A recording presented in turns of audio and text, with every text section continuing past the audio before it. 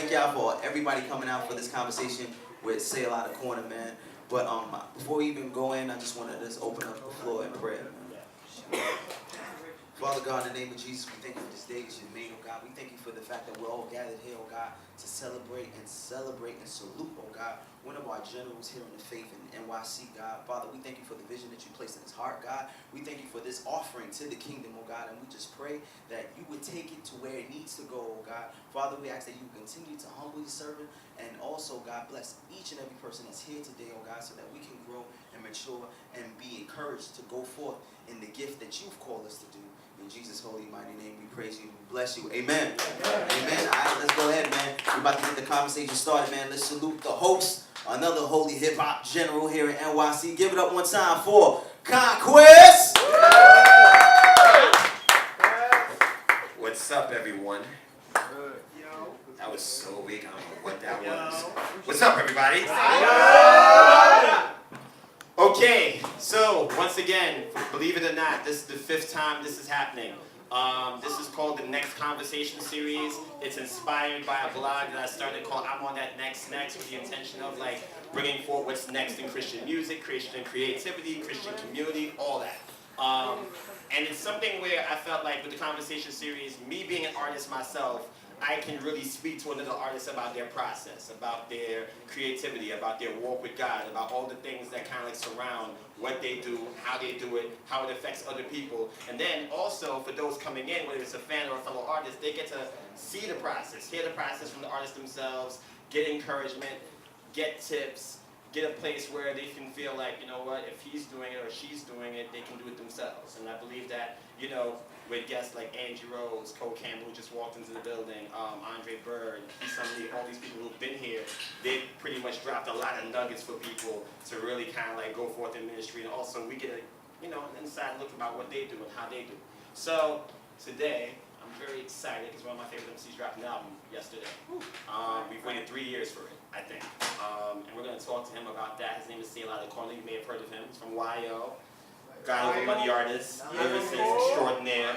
But I figure since we have this event with Selah, I would have lyricists open up. You know, I try to keep everything pretty, you know, conducive and conclusive and kind of have a continuity going on. So right about now, I want to bring up these 2 artists, this duo who I've known for what, maybe 3 years now? 2 or 3 years? And they're pretty dope. They just released a new freestyle over Big Sean's and Eminem's No Favors, and they're going to give us their rendition of that. So ladies and gentlemen, please make some noise for the Trade! Yeah!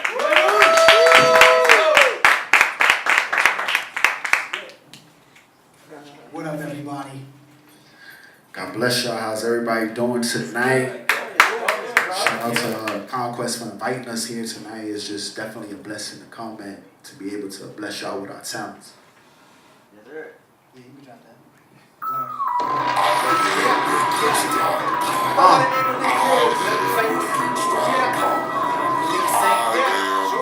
So. Yeah, I ain't never need a favor. All I had to do was grow in faith. Say a little prayer. I never need a favor. It's in the hands of God and my God is So waiter.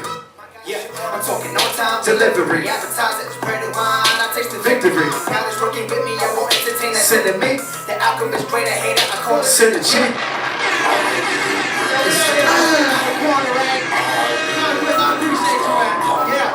Yeah, here we go. Yeah, no favors. Let's say. Sure. Yeah, I ain't never need a favor. All I had to do was grow in faith. Say a little prayer. I never need a favor. It's in the hands of God and My God is a waiter. Yeah, I'm talking on time delivery. Advertising, spread the wine, I taste the Victory. God is working with me, I won't entertain that. Sending me. The outcome is great, I hate it, I Call it synergy. Stop wasting my energy, cause they done put me on to who you pretend to be.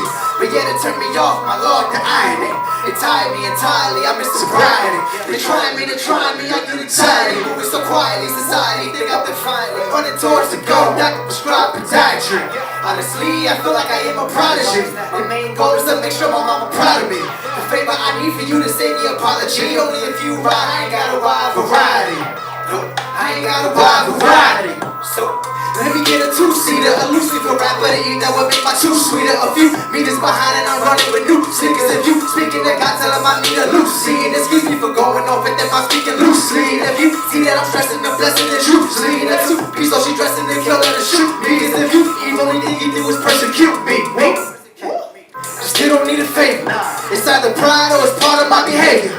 Why? Cause it make me feel less of a man to ask another man to do what I physically can. Cause if I ask, they want their credentials like they were essential. You got no potential. Get where you going, I move confidentially now. Prayers and faith is fundamental, clowns. I'm leading Saint now. I'm just trying to lead a Saint go. And I'm free to sinner, yeah. I'm just trying to free a sinner, boy. Right. With the body, get the zipper up. Death to self, I'm a hitter. Don't get it twisted, see, love is my mission, yeah, talk to it. And I'm free to sinner, yeah. I'm just trying to free a sinner, boy. With the body, get the zipper up. Yeah, death to self, I'm a hitter.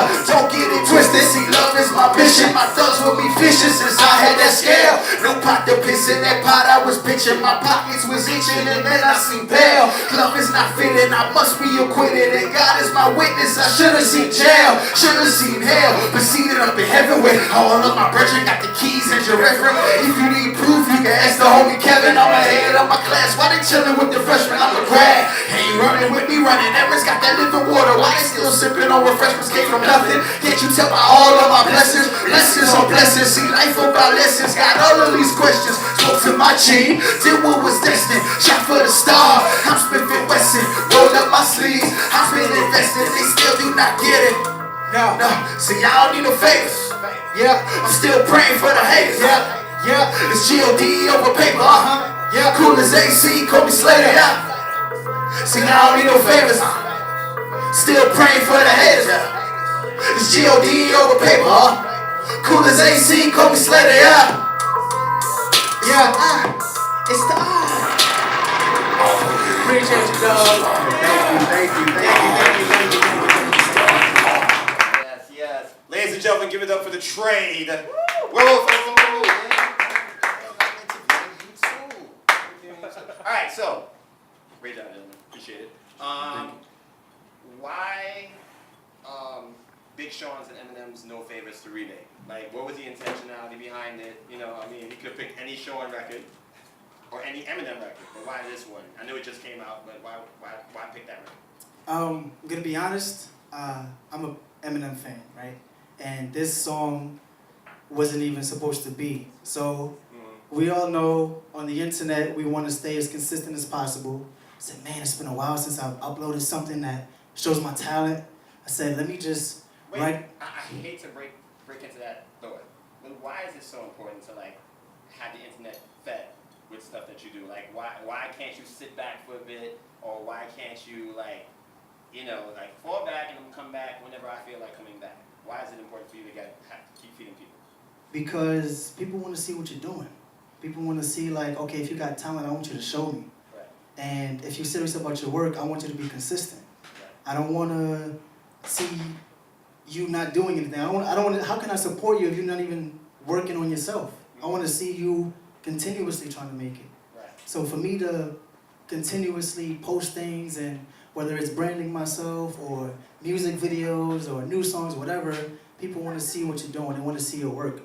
Gotcha. I mean, the only reason why I asked that, because we're about to interview an artist who pretty much took 3 years away. You didn't really hear him, see him, except for maybe one song, and we'll get into that. So I guess it's no right or wrong answer. Everybody's process is different, pretty much, right? Right. So, so what's next? I know you've been doing things. I know you've been. Oh, something I've been meaning to ask you. Your fashion game, bro. You out here. You fit every situation. I like what you did when the Pac movie came out. You know, you did this thing where you were like going through old magazines of Pac on the cover on the park, and just kind of like having a really cool approach to style. You know what I'm saying? Like, what inspires that? Why is that important to you? I mean, I always had this idea of branding, but it wasn't until I sat down and had a conversation with Heesun Lee, which you also interviewed, Right. And it just clicked. Like, everything that you do has to be directing toward how you want people to remember you. Right. If I get on stage and I get off stage and you don't remember my name, but you're going to be like, yo, that's the dude with the bucket hat. Or that's the dude that had the whole 90s swag. Yo, what's his name? Right. So branding yourself is just another way for people to remember who you are. and it didn't click until I had the conversation with her. I feel like, me personally, especially in the whole Christian hip-hop community, nobody's really doing the 90s swag. Not too many people. And not going hard with it. So everything that I post, I want it to be about 90s things, whether it's my clothes or like my TV shows that I'm obviously into. means something a lot to you. I feel like it's about So swag. how do you counterbalance that? Like, obviously he has this thing. You guys are in a group together. How does that work for you, and what do you bring to the table concerning what he brings to the table? Well, when it comes to that, Lee is more into 90s, the whole throwback thing. Like me, I'm more with today. Like I like to wear trends and fashions that pretty much in today, so I can basically relate to the audience I'm trying to reach. Because we have two separate audiences, but we're bringing them together. Right. So Yeah, exactly. So his whole thing is, even with the name, the trade, like his name is Lead the Saint, Minds is Free the Sinner. So it's basically like, okay, through our music, we're trying to free a sinner. Now, once that sinner is free, we have to lead them, you know what I mean, as far as being leaders and things like that in Christ. So that's I'm glad y'all thought this out. Conversations about it. All right, well, dudes, really great job as usual. Thank you all for coming through. Please give it up for the Trey, ladies and gentlemen. Anybody, one more bars? Anybody in the mood for more bars? Yeah. I got two more people. Check. Right? You might hear them, you might know them. One's very low key, but it's a spitter. The other guy's very funny. Spitter too. You know, give you new ways to see things, new vision. Ladies and gentlemen, give it up for New Vision. Yeah, my family. What's up with y'all, man? How y'all feeling? Yeah, check. Yeah. So, yeah, we're really excited to be here. You know, we've been really cool with Selah for a long time now. So we're excited that we've been even called for the opportunity to rock, you know what I'm saying, with the trade and with Selah, Conquest, Migs. Appreciate all of y'all, man. But y'all ready to rock? Yeah. Y'all ready to rock? So let y'all stand on your feet one time. We're gonna go in. Let's go. You can drop that. Yeah, man. God has been so good to us, man. Grateful for the gift, man. Grateful for the honor, man, to rap to the glory of Jesus. That's why we're here. Yeah. Please save. I know the spot is small, but we're gonna turn up a little bit. Yeah. Said I'm walking down the road, looking to be inspired. Stick my thumb out, cause I desperately need a ride. Not cause everything is okay. Sometimes the smiles interpreted as a more pain, more gain. I'm blinking, cause it's fitness is not seen with one look. Not alone, see my mind deep, no one shook. We are given spirit that's fearless. Promise fearless, never mean it careless. No, why you forgetting the assignment? When you see your name in bright lights, even though it's blinded, but God time and punctual. Even when it's commas, but you think that it's pause, probably running on. Continuation, who run a town, who run a nation? Jesus, but some believers think that it's Satan. I don't mind to tell, yeah, that you're crazy. Limitless and proof delivered by the hand of greatness. It's amazing. Jesus is the reason that I'm making all these statements. Never say that I'm a threat. I accept the allegation, cause this morning I was praying, yeah. So what you saying to me? Guess life ain't always what it made it to be. Cause I seen people in bondage and I see when they free. When I look at you, it don't look like freedom to me. Church! Hey! Yeah! Church! Now please save her, cause she don't wanna be saved. Save her, cause she don't wanna be saved. Nah, she don't wanna be saved. She don't know that she headed to the grave. Save her, she really think that she okay. Her name is the USA. Oh man, let's get with the program. We're starting to slow dance. My section has no chance. Alright. It's all different objectives made in the wrong mission. Submissive indifference from truth and the feeling the distance. At what point do we decide that we need to be cool? At what point do we start robbing we heathens and fools? Remember silence always comes off as agreement of things we believe are depleted, but we seek acceptance from slaves. We're giving them the keys that they need for their freedom. They need them, but we would rather lead in the just in the waves. I think it's time for a change. It starts in my own heart the very moment I aspire for fame. The way I wire my brain, I don't desire the same. If I show you God, I never make a dollar, I'll retire a king. I'm no Messiah, don't lift me higher. Just need to inspire. My desire was not to preach to the choir, but Lord, give me a fire. The situation is dire. Trying to relight an entire genre scene in this dying. Scratch that, a generation is dying. You might not believe it, but you can never blame me for trying. Instead of keeping it secret when situations arise, just continue to freely, oh Lord, open your eyes. Please say, Make some noise one time. Yeah. Yo, here we go. Yeah. go ahead. Yeah. Who am I to I try to take the throne of God, no.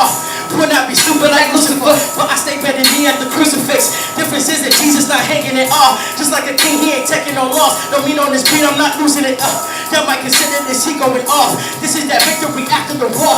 Being your true self no matter the cost. Like a seller, they don't know who we are. It was never about the new vision. Making sure they get a new vision. Say they want it, really falling. How you taking shots with the whole roof's missing? Couldn't they eat them, but they really starving. Life is sadly not a soup kitchen. That means no handouts. I'm going to change the world if I never stand out. There is still a hope, got a handout. When the pressure is sure, we don't got a man down. Words playing like we're in a countdown. This is not a game, got my one cards out. So when life is wild and changing colors, victory still looking stacked up in the number. Woo! We know we got it. Yeah, When it get hard, nigga, needed that pride. The Lord will provide the it. Lord provided. Cause Lord knows we ain't coming this far to be lost and forgotten. Oh no, we ain't giving up. Yeah, we just getting started. Yeah, Trying to target your market. victory. Make some noise one time. God is so good. Thank you, Jesus. No, I ain't going nowhere at all. I ain't going nowhere. Thank God he could finish me.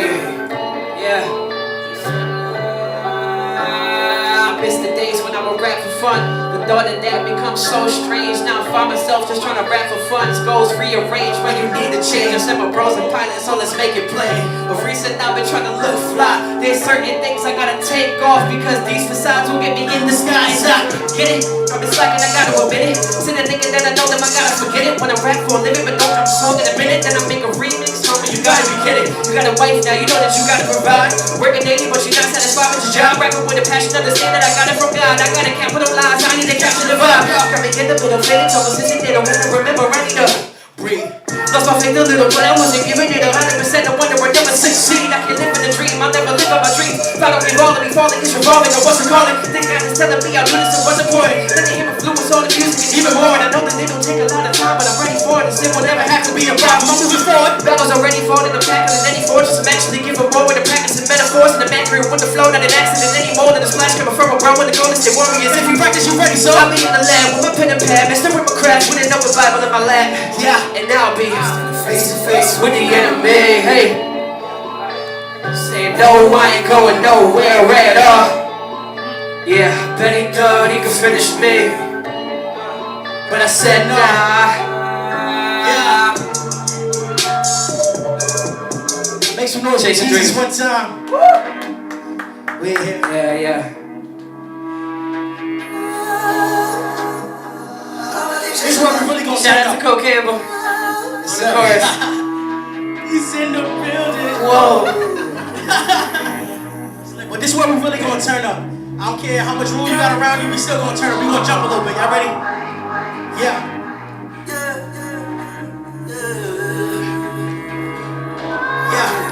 Youngin' with a dream that seems so far to reach. Only thing I can reach is peace. With a wingspan of only 5 feet. Some say it's not important, but it's so many and torment.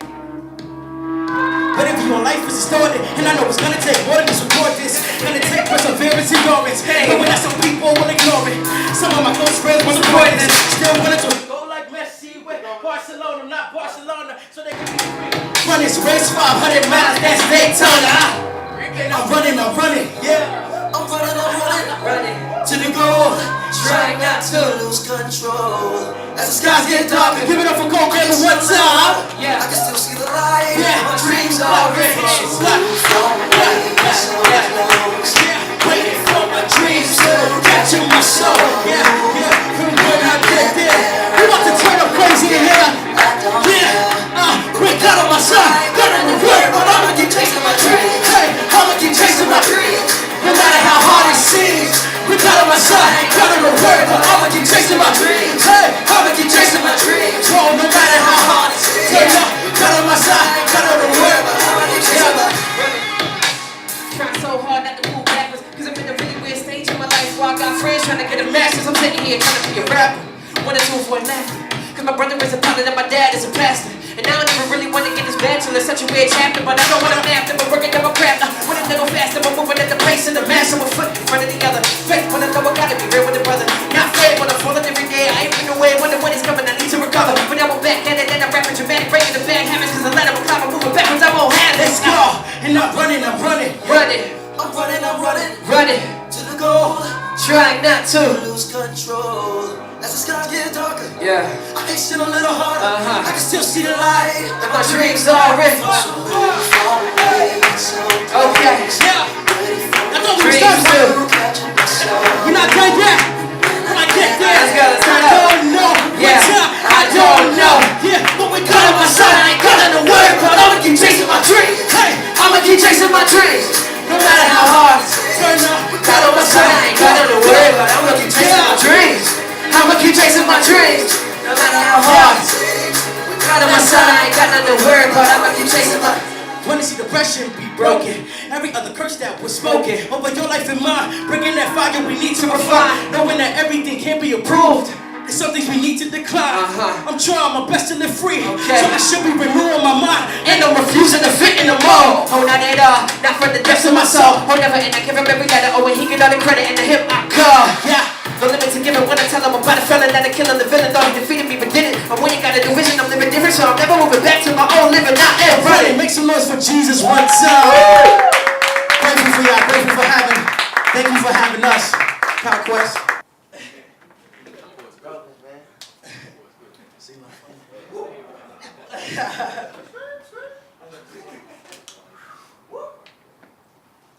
What was that?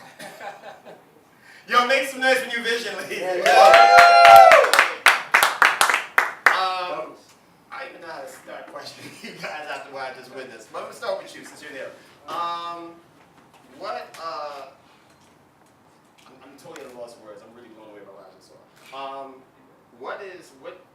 Why do you think for yourself New Vision works? Because there's been different reincarnations of this group to this point that it is now. But why do you think that you guys work as a duo so well? I think New Vision works well because we kind of have something for everybody. Like growing up, there's always these people that are like lyrical. I like Eminem, Kendrick Lamar, you know what I mean? And then there's also this like gritty like Jay-Z, New York vibe, you know what I mean? And I think Kevin has that kind of like gritty, just bar for bar vibe, and I kind of have more of like a faster flow. Very technical, very intricate. Yeah. So I think no matter what kind of hip hop you like, there's something for you with New Vision because we have both sides of it. So musically it works, but spiritually how does it work? Because I mean, it's a brotherhood. Like we Absolutely, know, absolutely. break up, come back, break up, part ways, come back. But why do you think that God brought you two specifically together? I mean, I think the story's pretty crazy. We met at school, and he asked me to be part of New Vision, and I was down with it. But I think it worked well because for me, I was really in tune musically, and I was studying music for a long time. Right. But spiritually, I wasn't where I needed to be for a long time. And Kevin was like my spiritual mentor for a while. Like he was down, you know what I mean? And so when we came together, it was a lot of like teaching on both sides. It's like me talking to him about music and stepping it up and going crazy with bars, you know what I mean? Right. And he was there for me when I needed it, when I wasn't spiritually where I needed to be. And so we just kind of really worked together. And now we just feed off each other and just keep growing, you know what I mean? That's dope. So Kevin, come here. Let's talk about you. Yes. I don't know what you've been eating. I don't know what your diet is like. I don't know how much reps you've been doing in the gym. But I feel like you've always been dope. But I feel like you're in a whole other stratosphere now, as far as like your performance, as far as you're engaging the crowd, as far as your content, the way you bring it together. Like we've always known, like you're multifaceted. You're a singer-songwriter. You're comedic. But this rap thing you want right now, like what's inspiring that? I mean, like honestly, because there's so many rappers, you know, I almost sometimes don't feel like rapping, because there's so many people doing it, and it lacks purpose. Yeah. I'm simply doing it only because I feel like this is an opportunity for me to reach more people. Simply that. I think I do what I do well, and I think because I do it well, people gravitate towards it. If people gravitate towards the music, then we can lead them to, you know what I'm saying, to better purpose. Yeah. Exactly. So that's all it is, really. That's the purpose. That's the driving force behind me even rapping is that more people get to hear about Jesus. So that's really what it is. Right. And I've known you for a while. I've known you for a long time. And like I said, this is the latest reincarnation of this group. Yeah. So he broke down his synopsis of why this works. Why do you think it works for you now? I think it works because especially in the last couple of years, like we've been really working on communication a lot. And I think a lot of groups break up because like they lack communication, right? So like me and Zach have really been working on just talking to each other, like making our problems known, our issues known, making what we want known also. Right. And that's where, you know, and compromise comes into it too. Like you have to get to a place where, because we're completely two different people musically.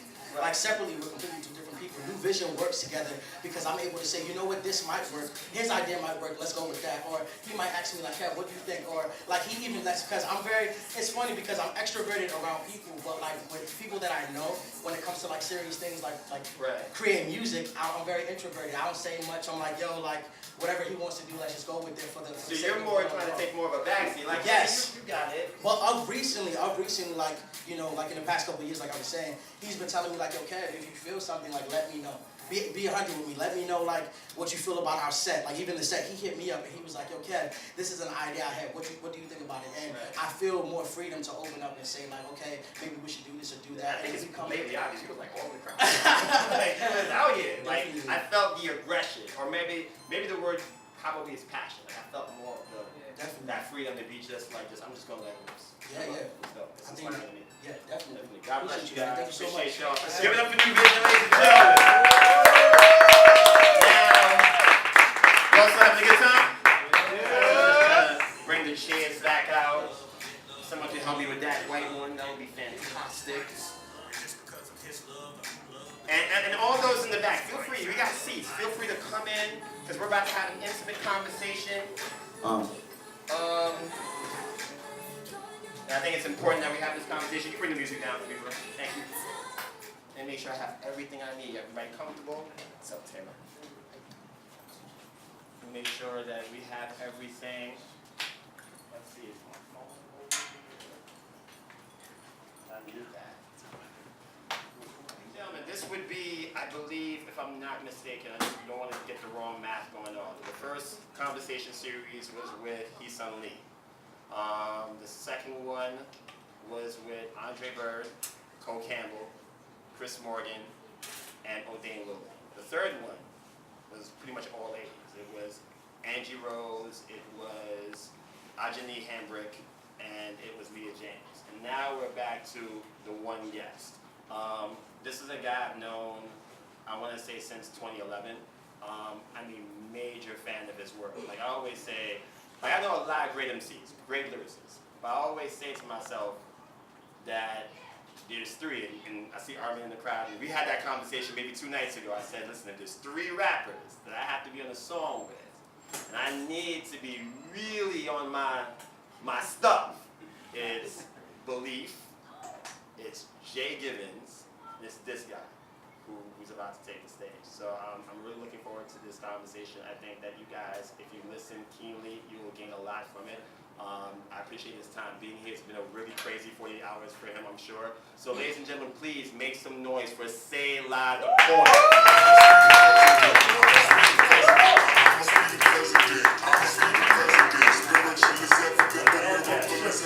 Since I ain't the king of this, I must be the president. I must be the president. I must be the president. I must be the president. I must be the president. Check your mic. Yeah, check. Oh, very good. Migs, that was a nice intro, bro. We didn't even work that out beforehand. That was great. I'm ahead of time. You're in the spirit, bro. Praise the Lord. Bro, thank you. Welcome. Give it up for Selah The Corner, man.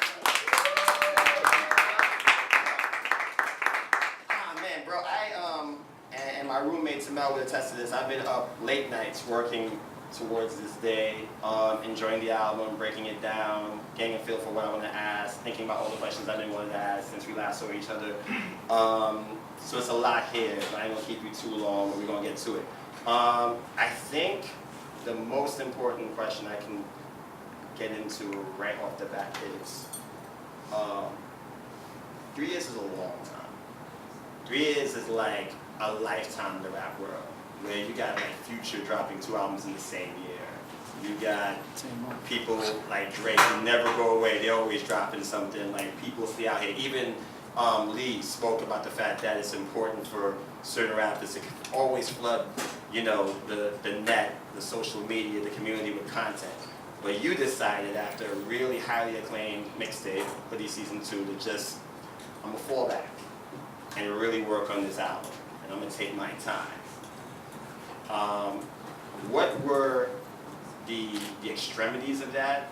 What were the obstacles you faced doing that? And what was the comfortability in doing that? First of all, shout out to you, man, for doing this. This is an excellent thing that you're doing.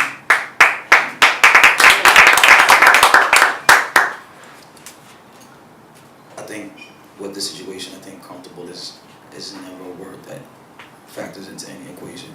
Like, I wasn't comfortable at all. Everything I did was uncomfortable. And I think a lot of that had to do with the fact that, you know, real faith only gets comfortable after you do it a long time. Like, in the beginning, you're like, yo, God, I trust you. But you're like, yo, God, please come through on this. I trust you, but... And then after he comes through, like, the 1000th time, you're like, all right, God got this. Okay. You know what I'm saying? And still, after the 10,000th time, you're like, God, please, like, you come do it again. You know what I'm saying? But what this happened was just like, after early season 2, I kind of like, I knew the album had to start, but I had a whole lot of nonsense in my own spiritual walk that I had to attend to, because I said this before, when you're putting out music, especially in this genre, you have to be very careful about what you give God's people, because essentially, like, if you go to a restaurant and the chef undercooks your food, You ain't going back. and you might not be able to eat again because you might die. You know what I'm saying? You might get food poisoning, be in the hospital. It's not as much about reputation as it is about responsibility. And I didn't want to undercook this food. You know what I'm saying? I wanted people to be able to eat it, enjoy it, savor it, and digest it, and be all right. And I needed to make sure I was right as the chef before I did that for everybody else. You know what I'm saying? That's why I stepped away for a while. And it was a risk, because, you know, some of it had to do with my stubbornness, not wanting to say what I was saying in these records, because you could see in the album, I got really detailed when it comes to my personal life in a lot of different ways that I wouldn't normally do. But the whole process took like a year. But for a year, I was arguing with God. So it's like, God told me to do this ASAP. And I was like, come on. I was trying to like bargaining with him, like, all right, can I do this, but not this? And he's like, nah, do this. And like for a year, I like just resisted. And then when I finally got on it. So God wanted you to hurry up, and you were just like, I'm just shuffle my phones real quick and just chill out.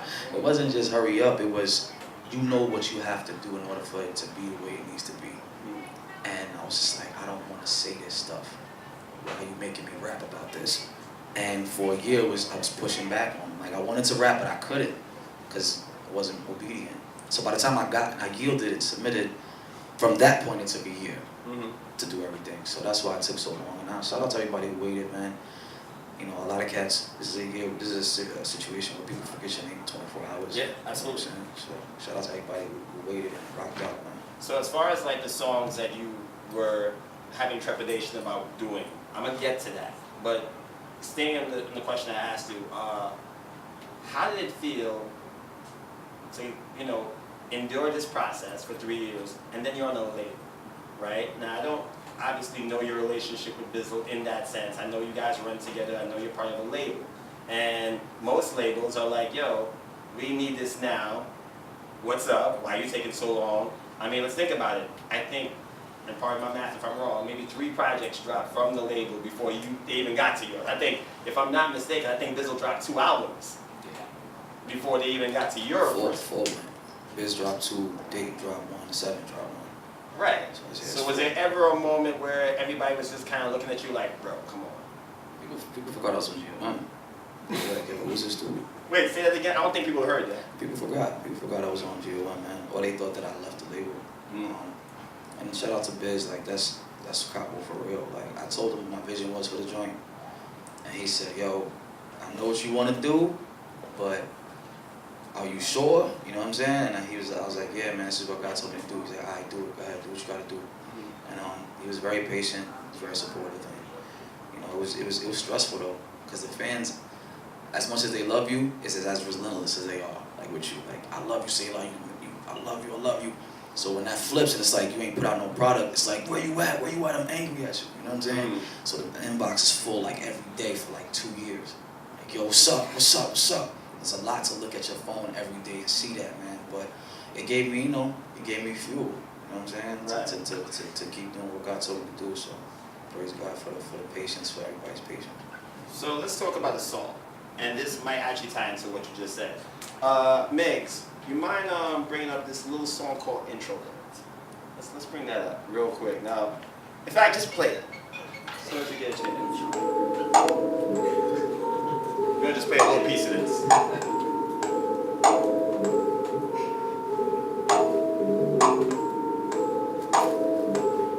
So me and Arvin was listening to the album and we're just hearing this like, what is this?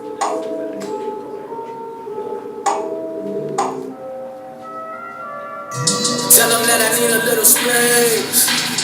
I ain't really chillin' in the building, but they see me as a villain. Too busy moonwalking for the talk. No chit chat, no chit chat. I'm floating and I'm hoping that I make it to a planet that I never got a planet. Float, float. Float, float. Right. Yeah. So, when you sent me the link for the album, because I had it like a couple of days earlier, I was speaking with Armin, and I was like, yo, what are you doing? I'm about to get into this Selah record. He's like, I'll be there in an hour. So we're in the room, in my living room, listening to your album. And we're going through it, we vibing, we rocking, and then we get to this song. Is he here? Where's Armin now? Okay, cool. So he's on parking and stuff. And we hear that, and like I wrote in my notes, it sounded like some American Horror Story type of soundtrack. Like, for those who've heard it, I don't know how many people have heard it. And then you say lines like, I'm in love with being lonely. I got issues, I just want to get away. I just want to go into my bubble, right? And I feel like this record, as unique as it was, is so you. You know, like I'm listening to it and I'm thinking, did he write the verse before he got the music, or did he get the music before and then he wrote to it? Because it's just so unorthodox how you did it. It's like, for anybody who considers themselves an introvert, I feel like it's the perfect song that describes that. And I felt like it was very free creativity, you know, and just like all these things that you're just bringing together. So I want to talk about how you came up with the song first, and I want you to kind of like break down this whole idea of like what's the difference between solitude, isolation, and being an introvert. Because the reason why I ask that too is because of the simple fact that I know as a person I have a tendency to isolate. That's something that I suffer with because I battled with depression for a while, and I know there's times where I just kind of like I just want to be out. I don't want nobody calling my phone. Texts are annoying. I'm ghost. And I'll be back whenever I get back to you. And because they were a part of a body, the body would say, hey, why seclude yourself? Come to me, talk to me, let's pray together. And it's like, nah, I just want to get away. I just want to be in my bubble. What's that mean? I mean, introvert, I mean, you know what the definition is. You know, Brother Revere, Proof was talking about it earlier. I'm naturally a secluded guy since I was born, actually. And it's weird because I'm like a social introvert. You know what I'm saying? Like I'm really good around people. Like I like being around, like laughing with friends and stuff. But crowds, I get anxiety. And which is weird because like, you know, people think I'm just a rapper because I was meant to rap. A lot of the things that I do in hip hop and as a rapper is God's therapy for me. Because I'm in a profession that has to be around thousands of people at a time sometimes. Because God is working on me in that aspect. Like, I'm going to give you a profession that is the opposite of what your nature is.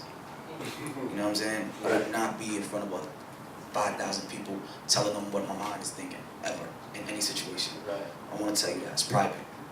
I don't even want to be in the room. I'd rather be in my space, chilling.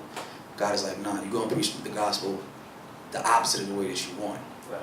So that's what, you know, CHH really is for me. People don't really understand. Like, a lot of these guys that's rapping, some of them are, like, freaking out on the stage. Like, you don't even know. Really? Because, I mean, you know, you saw me, I prayed in the back. Right. Pray before the show. After the show, some of us might break down. Like, just be like, yo, I'm losing it. You know what I'm saying? But it looks so effortless because you're just like, oh, they love rapping. They just love being on stage. They love being in front of people. Some of us, it ain't like that. And a lot of it, you know, is from my carnal nature when I was in the streets. I got like that PTSD from the hood. So like, I don't like being in situations where my back is to people. You know what I'm saying? So I sat here instead of there because I could see the door, like straight up. And that's not y'all's fault. That's not God's fault. That's because I was in sin. And that's what God is working on me now that I'm in His will, and I'm getting better at it. But introvert was just me embodying, like, just telling people, like, yo, this is what I go through every day. But at the same time, I'm a minister to you through it, because if you notice, introvert is one word, but I broke it up into two.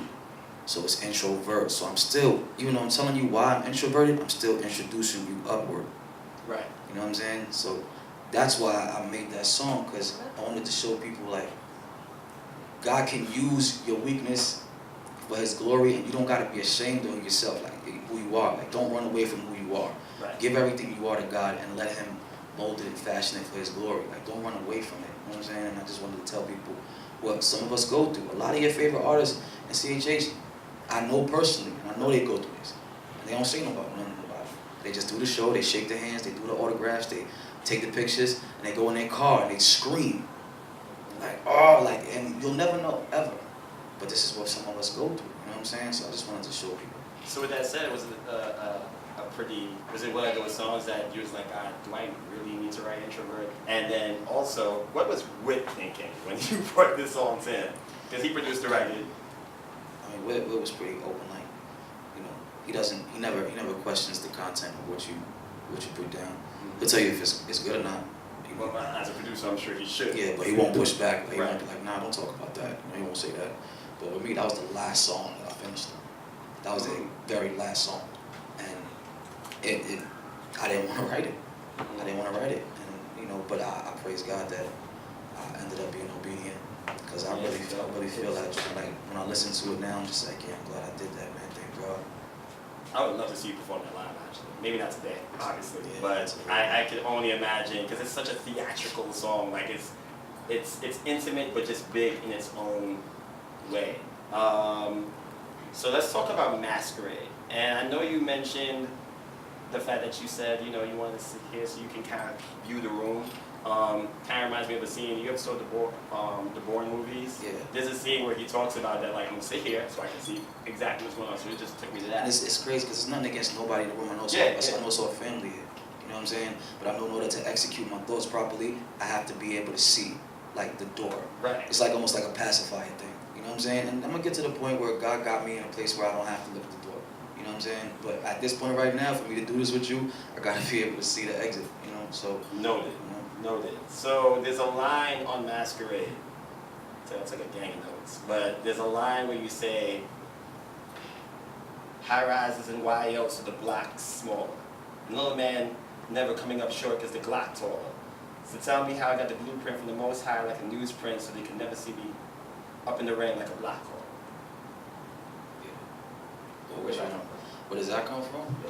Just the life. Like, that's it's easy to write what's true. You gotta make that up. You know what I'm saying? Like, that's what's happening. And Masquerade was about me telling people, like, my background, I already told y'all my background in music. People know, proof, Zach can tell you how Yonkers has been and was. It's gotten better now, but when we was growing up, it was crazy at times. You know what I'm saying? And this is what we grew up through and made it out of. So when I was in the street, when I was banging blocks, I gave this dude who lived three houses down from me on my block the loyalty that I would somebody, like, the loyalty I give God now, I gave him. I don't care how real you are, I don't care how good you are, I don't care how much you love me. If it's a problem with you in another block, I'm with you. Blindly. What's up for the block? We out. Now when I get to Christ and Christianity, I'm actually in a situation where there's an entity that actually deserves that level of loyalty. That dude didn't deserve that from me, but I gave it to him.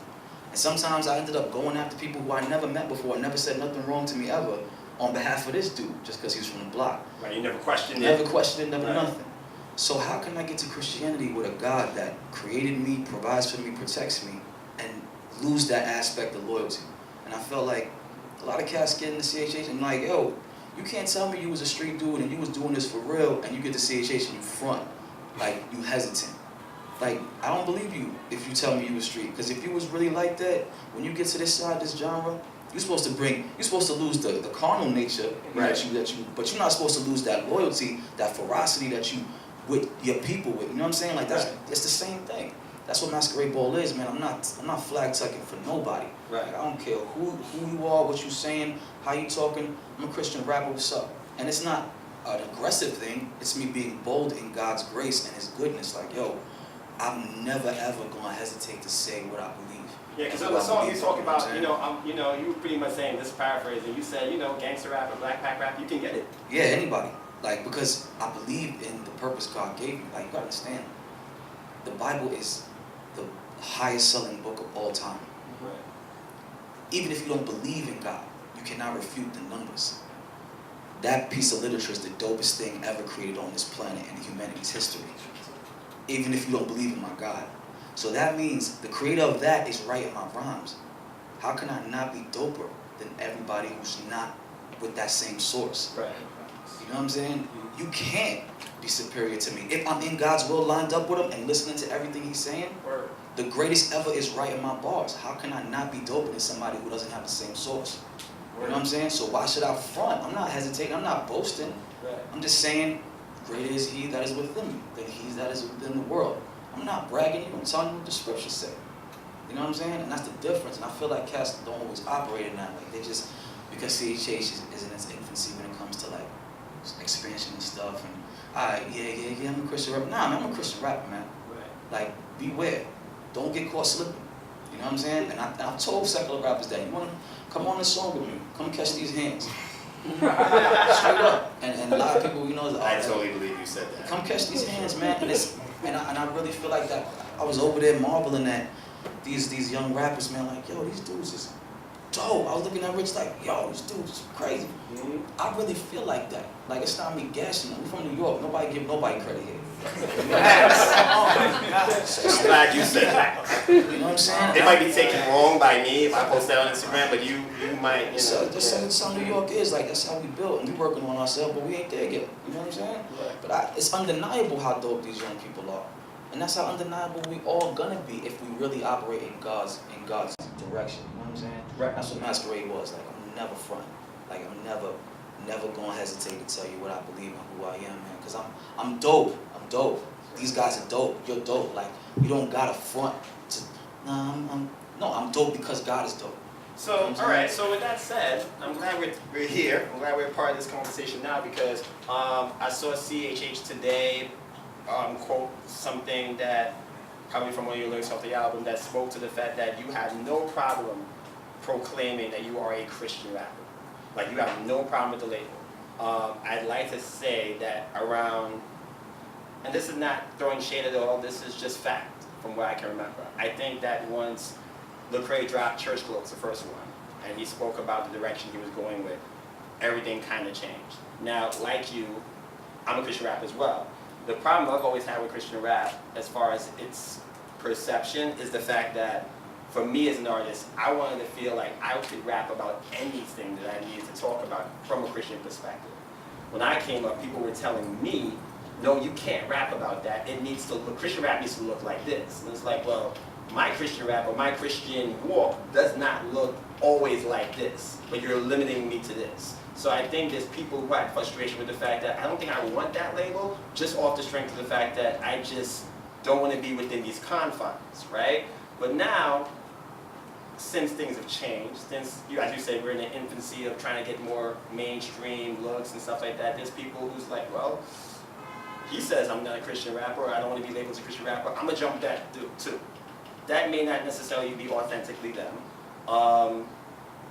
And I think people just feel like there's people are running away from the label for whatever reason. You can't say that NWA was never gangster rap. There's no way you can't say that. They invented that thing between Ice-T, Compton, Most, that's gangster rap. Why do we, and as you said, we belong to the source, the ultimate source. So when you see that, because you're probably in circles and conversations and in situations that most of us are not usually in, where is the frustration coming from? Like, how do you see that? I know we've talked a little bit on the phone, but in front of, friends and family here, how do you feel about it? I think people should be careful. Like, if you're talking about following somebody's footsteps when it comes to, like, not labeling yourself, you don't know what conversations that man had with God. You don't know what instructions he got from God. If you didn't get those instructions, you should chill. You know what I'm saying? That's how I see things. Off the top, forget what I feel about the move in general. Mm-hmm. As far as taking the same steps he did, make sure you got the same orders he got. period first. When it comes to something else, I was on a mini tour with a very, very, very prominent Christian rapper that everyone in this room knows. I won't say his name, but we was on the way to the airport. He told me about a dream that he had, and he said, I was in a dream and I was looking at a church, and the church was Christian hip hop, and it was full of people. And then all of a sudden, one by one, people started to leave the church. Leave. Then all of a sudden, the church was empty. Now this is Christian hip hop. It was empty. There was nobody there. He said, then somebody who wasn't a Christian went into the church. And then another person, and then another person, and another person. And all of a sudden, the church, which was Christian hip hop, was filled with people who weren't Christians. And now, the entity that is Christian hip hop is filled with non-Christians. And now, the dudes, all of a sudden, the dudes who were in there in the beginning came back, and there was no room for them. And he was like, God told me that I can never let that church get empty. Like, I'm the only one there. I need to be there. Because when them cats who ain't saved come in, they need to have an example of what this is supposed to represent. You know what I'm saying? There's so many layers to that dream that you just broke down. There's in my head, no, now seriously. Now, Pete. Okay. Now, Pete. All right. Cats is leaving the genre left and right. But I know where you go. But Chance the Rapper is making That's the first name now, that pops into my head. believe me what I'm telling you, I'm not judging Chance's spiritual walk. Right. I'm saying these cats have been talking about God for years. They've been trying to tap into that Christian market for years. There are 6 billion people on earth, and at least half of us believe in the same God. It's financially intelligent to try to get them, to try to get their pockets. You know what I'm saying? So there's rappers all over the place that don't even believe in what they rapping, but they're going to say God at least once, so that somebody who is Christian, who essentially is just craving for good art, can say, yo, he said God, so he must believe in God. All right, I'm a cop. And that's what's been happening a lot more. Right? You know, dudes dropping secular R&B people dropping Christmas albums, talking about Jesus. You know what I'm saying? That's just a chess move. You know what I'm saying? And that's why. That's one of the reasons outside of just being loyal to Christ that I'm not moving. Like, I'm right here. Y'all not gonna take this from us without a fight. Right. You feel me? This is CHH, Christian hip hop. And yeah, we're going to grow and we're going to evolve with the direction of the Lord, but we're not going to be overrun by nobody as long as one of us is still there. You know what I'm saying? So that's my thing, is I'm going to represent, like, and that's how GOM is. Mm-hmm. We going to represent no matter what's going on, because there needs to be an example of what it needs to be.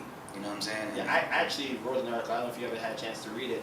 I actually dubbed you guys as the new Unashamed movement.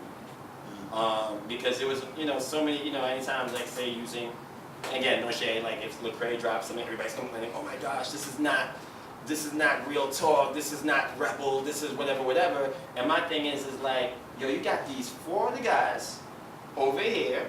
I know we all grew up on Lecrae, right? If you feel like you're not getting it from them, there's 4 other guys over here. Well, interestingly enough, yeah, I'm going to be honest with you, I never heard of Lecrae until I met Biz. Like, I was in the trap when I heard about Biz. Like, I didn't know about Christian rap as a genre until Bizzle. You know what I'm saying? Like, I knew cats rapped, like, for Christ and stuff. Right. But I didn't know there was a thing called Christian hip hop until Bizzle. The homies that we was selling drugs with together, like, we was out there, was like, yo, did you hear about this Christian rapper with this Jay? That's how strong it was, that it broke through that. I wasn't in church when I heard Bizzle. You know what I'm saying? I was outside doing the wrong thing.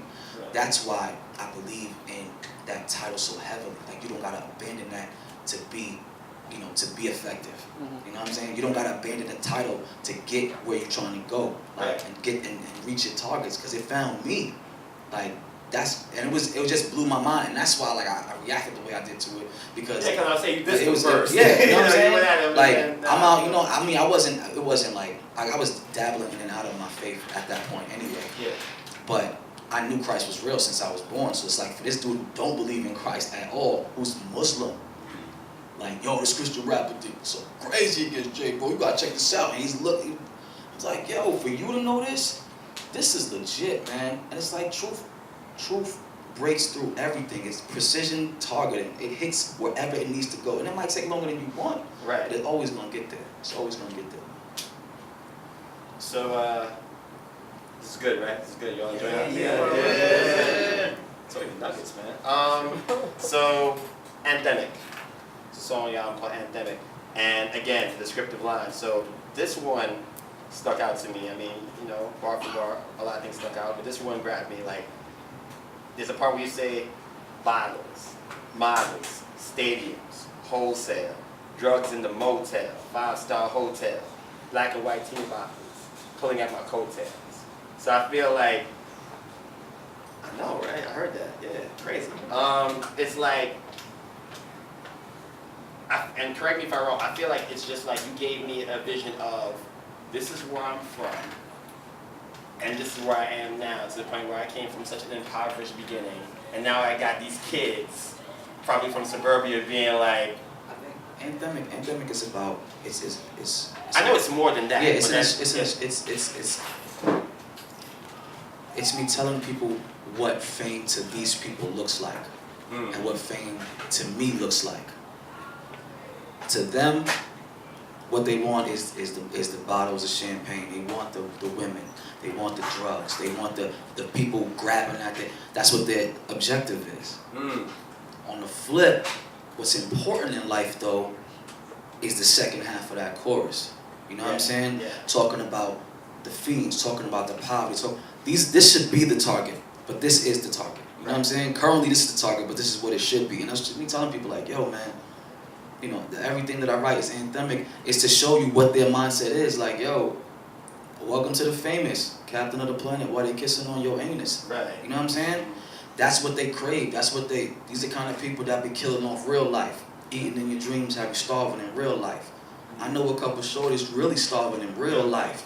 You know what I'm saying? And that's, I wanted people to see like, yo, and not say we famous or anything like that, but you know, a couple of people know us. It's not what it's all cracked, it's not what it's cracked up to be. If you really think that being in this genre is about fame, you're in for a very, very rude awakening. Not because you won't get famous, you might get famous. But this is a genre and this is a walk that will eat you if you're not sincere about it. Because you're speaking God's word. God's word is flawless and perfect. Will it eat you in terms of temptation? Will it eat you in terms of... When you open the refrigerator door, Right. what runs away? Nothing. The grape soda don't run away, the cheese don't run away, the milk, the only thing that runs away is the darkness. That's it. Because the light is the opposition of it. If you're not operating in what the light is and you're speaking the light, it will consume you. It has no other choice. It goes where the dark in this room is fleeing. So if the dark is here and you're speaking it, something has to give. Right. You know what I'm saying? And that's why I tell cats, if you're not serious about this, man, don't do the CHH thing. Don't destroy yourself. Don't destroy yourself. Speak in life. That'll be heartbreaking. You know what I'm saying? And that's why I was like, yo, I pray constantly that God cleanse me of any kind of ulterior motives other than getting his words to people. You know what I'm saying? Because I don't want to be a victim of the truth that I'm speaking. You know what I'm saying? You ever seen like Raiders of the Lost Ark? Remember the Ark of the Covenant when they opened it and everything, people got killed left and right because it was just too much. Imagine that as somebody rapping. You know what I'm saying? You open that thing up and you the one that get. It'll be heartbreaking, but it's real, man. Like, I don't play with this. I don't play with this, man. And that's part of the reason why I took the break, because I knew I wasn't ready to write. I'm not trying to be a victim. Like, I need to be in God's face and get ready before I feed his people. You know what I'm saying? Yeah, I think some more people could probably take heed of that, because I think it's like you said, it's a fame. It's like, I'm sure somebody might feel like, oh, I need to write this rap or get this thing out because I just seen Andrew Rose's studio session in the Snapchat, and it's like, okay, why? You know, because you gotta keep up with the Joneses, but you've obviously very much resisted that. Yeah, I mean, it's beneficial to not operate in a place. I don't try to fly a rocket. You know what I'm saying? Because I don't have the training. Right. And I'll blow something up. I'll blow myself up and maybe hurt somebody else. If you have that logic for that, you can't have that logic for ministry. You don't got respect for God as much as you have respect for this rocket. You gotta weigh stuff out, man. And that's why I'm so thankful that this happened, because I'm really okay. Like at Selah, outside of the album, I wasn't okay at Selah in God's face with the mixtape. After the mix, I needed to stop and really readjust my mindset. Like, God, make me ready to make the album. Like I did that. Gotcha. Yo, Migs, hit me with Regular Day. So I want to talk about Regular Day. Regular Day is a song that you got with Dauphin, with Bumps INF. When we a shout out to from that.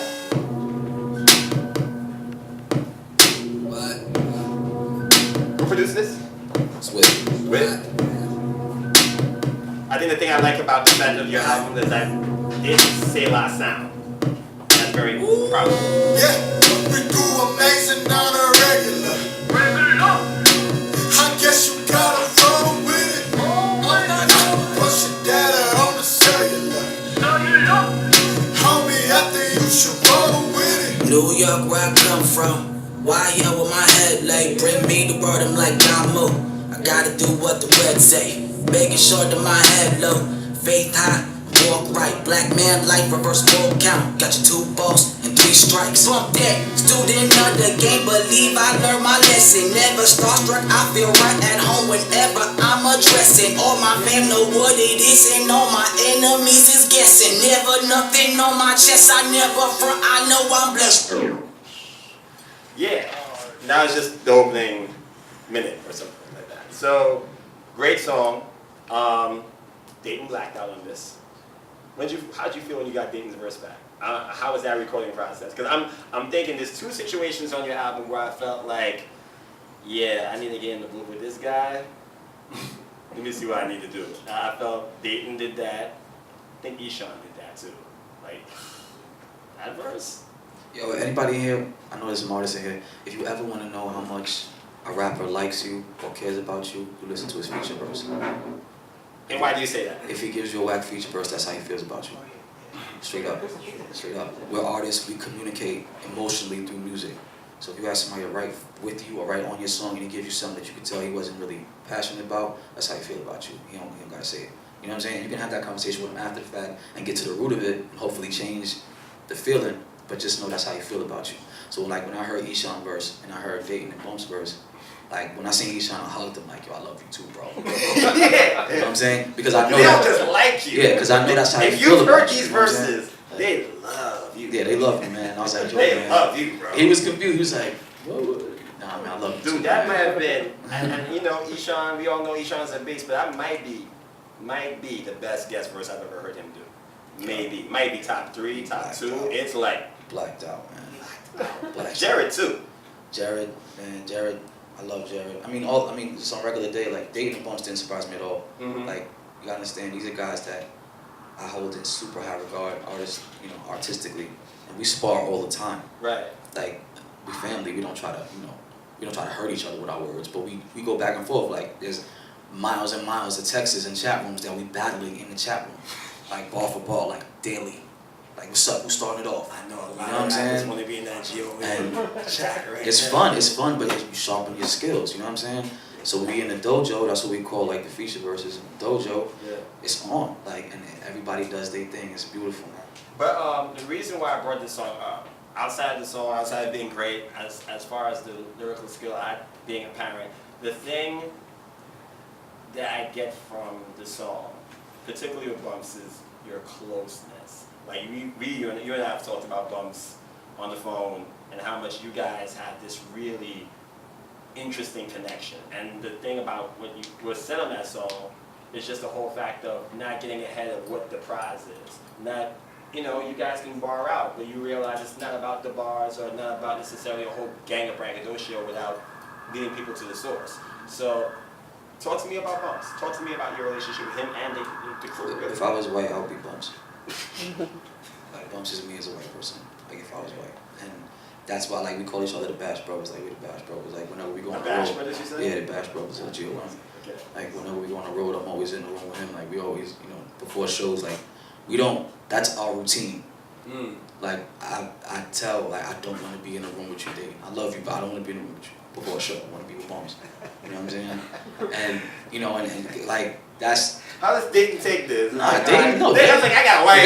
But it's not even like, no, they don't even, that wouldn't even, like, happen. Like, they just know, Selah and Bumps is going to be in the same room. And Biz be like, yo, man, don't try to get in trouble, because, like, that's who we are. Like, we literally, like, the youngest crazies on the team, you know what I'm saying? We have fun with each other. Yo, I love that boys. dude. Yeah, I love that dude, man. And the quiet, but yeah, wild boy. I love that dude, Bumps. He's so, a lot of people don't understand Bumps, like, just because they, you know, he's white. And hip hop it was founded by black people, you know, it was created by black people. from a black plight and black struggle. This is what he evolved into. And some people like kind of look at him sideways because he's white. Really? You know what I'm saying? Like just what he's talking about and the way he's talking about and the crew he's with. Like he's the only white person. You know what I'm saying? But people don't understand. Bumps grew up in the projects. Like he was born and raised in the projects. Like his whole life till he was like 17. And when he was 17, he went to the suburbs and he was acting a certain way. Like that's the way he grew up. And Cash was like, "Oh, what you acting black for?" He was like, "What you talking about?" You know what I'm saying? And this is who he is. Right. And you know, we connect on 1,000 different levels, man. I love that. I love all of them guys, like just like they're my blood. But Bumps is like, you know, Bumps is my man's. Like I love Bumps, man. I check on him all the time. He's like me. He's introverted too. Sometimes he be like disappearing for 5 days, and then I gotta hit him up like, "Hey, you doing it again? Stop it." And I do the same thing. Hit me up, "Hey, bro, where you at?" We do that. You know what I'm saying? So. Yeah, ever so often you need somebody to kind of tap you on the shoulder and be like, "Come on back." Yeah. You know. Yeah. That's crazy. But with that said, like being part of God Over Money, there was a big celebration. I know the announcement was made in Houston, if I'm not mistaken. You had just dropped season 1 or 2? One, right? Yeah. And what is that like? Because you know, there's kids, there's adults, there's people, rappers especially, who are like, "Yo, I want to be part of God Over Money. How can I be part of God Over Money? Yo, I want to be Jared Sims. How do I get part of that team?" What is the reality of that team? I didn't get signed because I could rap. I got signed because I was humble enough to apologize for what I said to Biz. Like, everybody could rap. Like, people, talent is everywhere. You know what I'm saying? There's 1,000 bars of talent in this room right now. You know what I'm saying? But not everybody is ready to be like, "Yo, I'm sorry for what I did. You know, I apologize for what I did." And Biz told me that was the difference maker. Like, "Yo, you got talent, but I wasn't trying to deal with that headache. Like, for 5 years, 6 years, with you as an artist. Like, if you're too egotistical to acknowledge when you fell short, with me in this situation, when I try to like redirect you as a CEO, you're gonna give me a problem." He's like, "You humbling yourself and being a man and apologizing made the difference." So that's what the reality is. Like, GOM is an actual family, like actual. You know what I'm saying? We hold each other accountable constantly, daily. We're talking to each other constantly, daily. It's really, you see, I waited 3 years before I dropped. What regular label do that? That's what I asked. But families do that all the time. Right. Families, your mom be like, "Hey, my baby will come outside when he's ready," because that's what family does. Family understands. That's what GOM is. It's an actual family. And if you don't have that family mindset, if you just coming in to rap, you wouldn't even fit anyway. You feel uncomfortable. You shouldn't even do it. You know what I'm saying? That's what's great about Jared, because Jared was family before he even got there. You know what I'm saying? So that's what the reality is, man. Well, on the flip side, and being very careful with this question because I want to respect privacy. And I don't know if it had to do with a lot of the things that you said as far as like what you're willing to take on, what you're not willing to take on, as far as headaches, as far as what you can endure. I was disappointed that Flo left. You know? Yeah. And was it disappointing to you? Yeah. Yeah, it was really disappointing to me. Especially the way it happened, and the things that occurred after the fact. You know, I felt like I told, and I'll share this with you. I told Biz that I felt like that was a personal failure for me when that happened, because because I wanted to like take him under my wing and like, you know, help him transition to that next level as an artist. Because as an artist, he's phenomenal. He's phenomenal. You know what I'm saying? There's no doubt about that. But you know, I knew that with the same supervision that, because Seven is my mentor. You know what I'm saying? And Seven has like reared me with the same intention that Seth gave me. I wanted to give to him. And when everything happened the way it did, and then like just the stuff that happened afterward, I was just like, yo, I failed. Like I really took that hard. You know what I'm saying? But you know, I love what happened as a result of it though. My mentor joined the label, Jared joined the label, Dauphin joined the label. Like it's amazing. You know what I'm saying? And I feel amazing about that when I think about that. It's really on some Avengers. Yeah, type like straight up. So I'm really happy about that. But it does still like, you know, like jab at me, especially when I travel to that part of the country. Like when I go to Florida and stuff, I just think about it like, dang, man, I gotta sharpen my skills and my sword, man, just so that will never happen again. You know what I'm saying? Yeah, but that was it was tough. It was tough. Gotcha. Well, let's take it back to the album. It's been about what, 24 hours, 48 hours since it's been out. How do you like the reception of it? How do you feel now that it's out? I think people like it. And the Khaled dropped yesterday, I think. Yeah. Limes drop. Khaled drop. Khaled Vince drop. Staples drop. Right. A couple people. I was trying. I know every rapper in here will vouch for me on this. You don't want to drop on like certain rappers to drop. So I was just like, he's dropping. yeah. So I was like, all right. And I had to pray. I'm like, Lord, I can't drop around Kendrick. I can't drop around Aubrey. Right. I can't drop. I can't Around Sean. Can't drop around Sean. Can't drop around Ye. But the both Seans. Both songs. Both Seans. Straight up. You know? So the obvious negative for all of that is, anybody who loves your content, because I'm a lyricist, so if you like lyrical hip hop, you're gonna gravitate toward them before us, because you just know about them. You might not even know who we are. You know what I'm saying? I used to think that too, but, and tell me if I'm wrong with this. I like to think that people who rock with you. Well, I'm talking about. Yeah. I'm not talking about the faithful. You know what I'm saying? The people who know who you are. You know what I'm saying? Yeah. But you think like farther than that. Right. You want people who never heard of you. You put up the sponsor posts, the promos.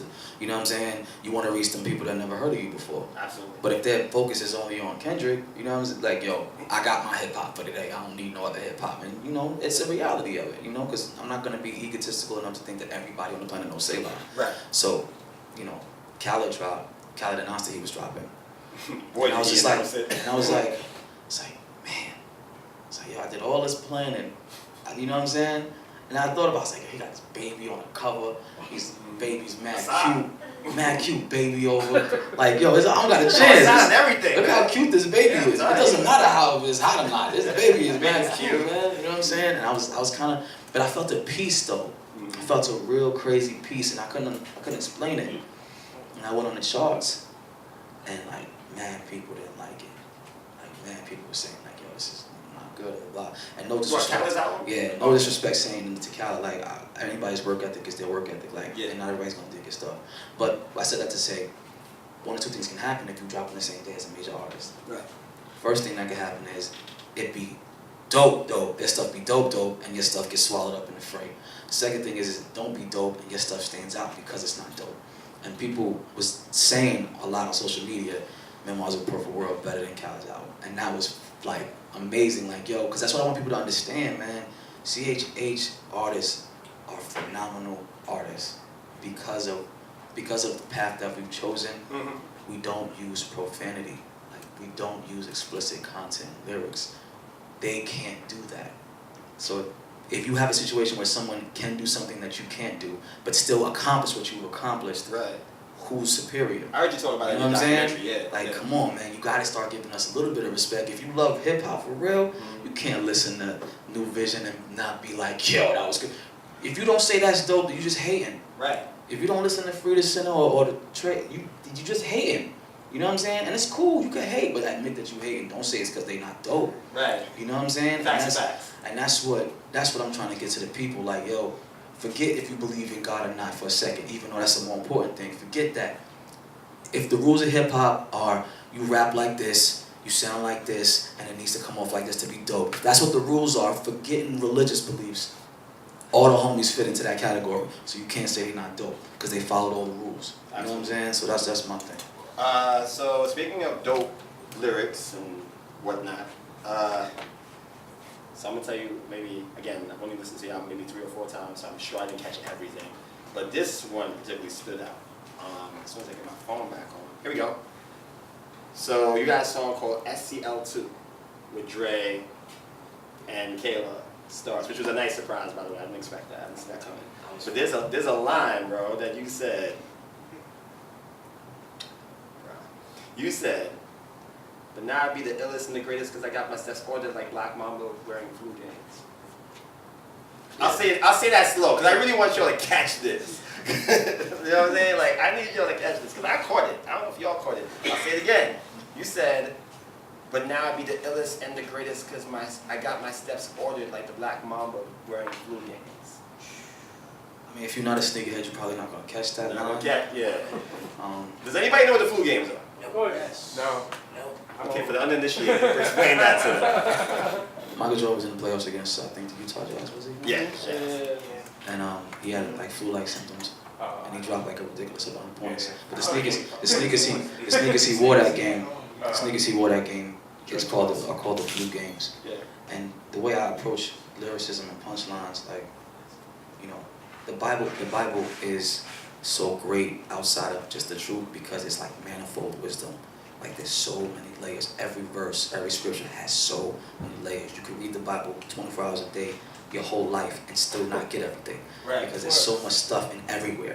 That's how I make the punchlines. Right. You know what I'm saying? And that's like that line, like, now be the illest and the greatest, got my step order like the black mamba wearing flu games. It's Right. like, now that you look at that punchline, there's so many different There's so directions. many layers to that. You know what I'm saying? And Like that's what the layer I caught was the fact that anybody who's a basketball head knows that Kobe's game is very patent.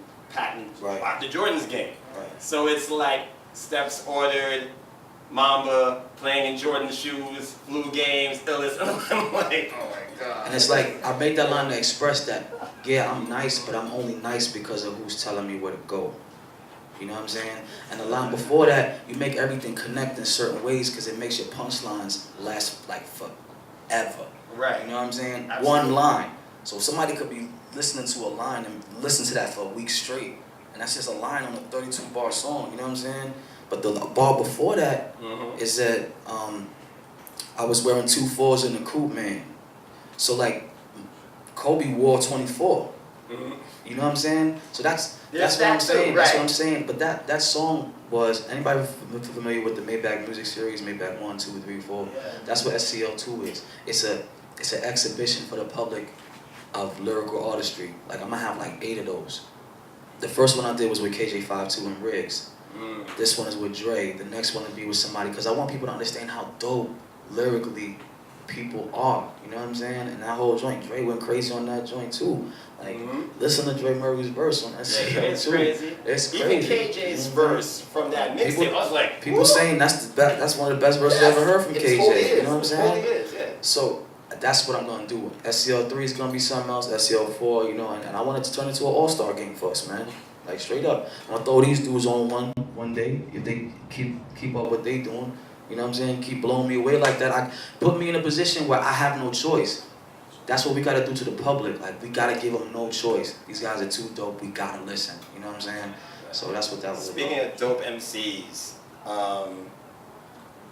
you did a really cool reinvention, recreation, continuation, whatever you want to term it, with a song called Superman. Now, when Armin and I was listening to this in my living room, I don't think they're here. I think they had to leave early, but we were listening to it, and I'm like, this sounds a little bit familiar.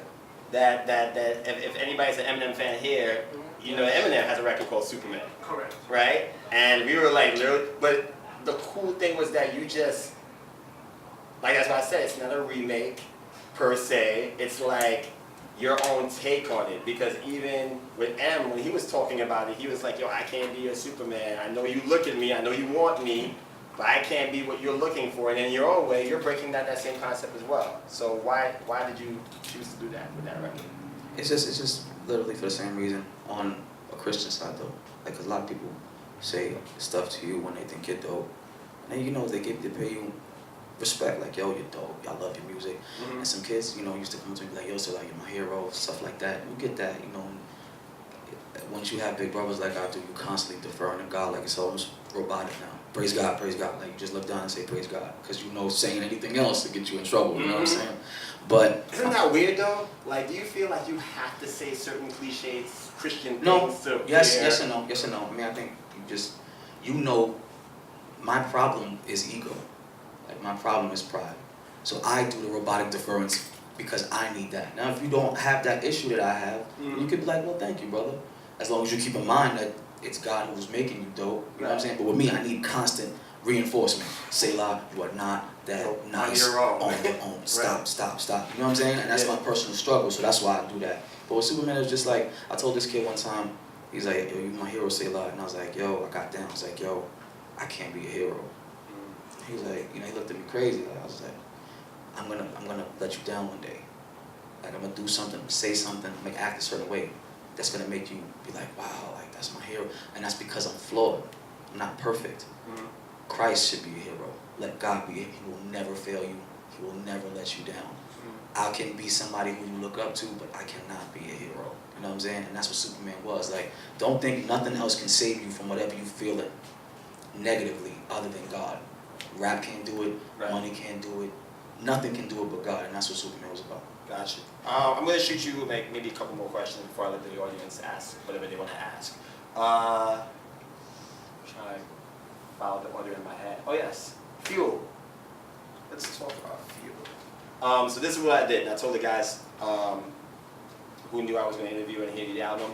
When you release records, I purposely listened to like maybe a couple of seconds of it because I really, in your case, knowing the type of artist you are, I really just wanted to hear it straight.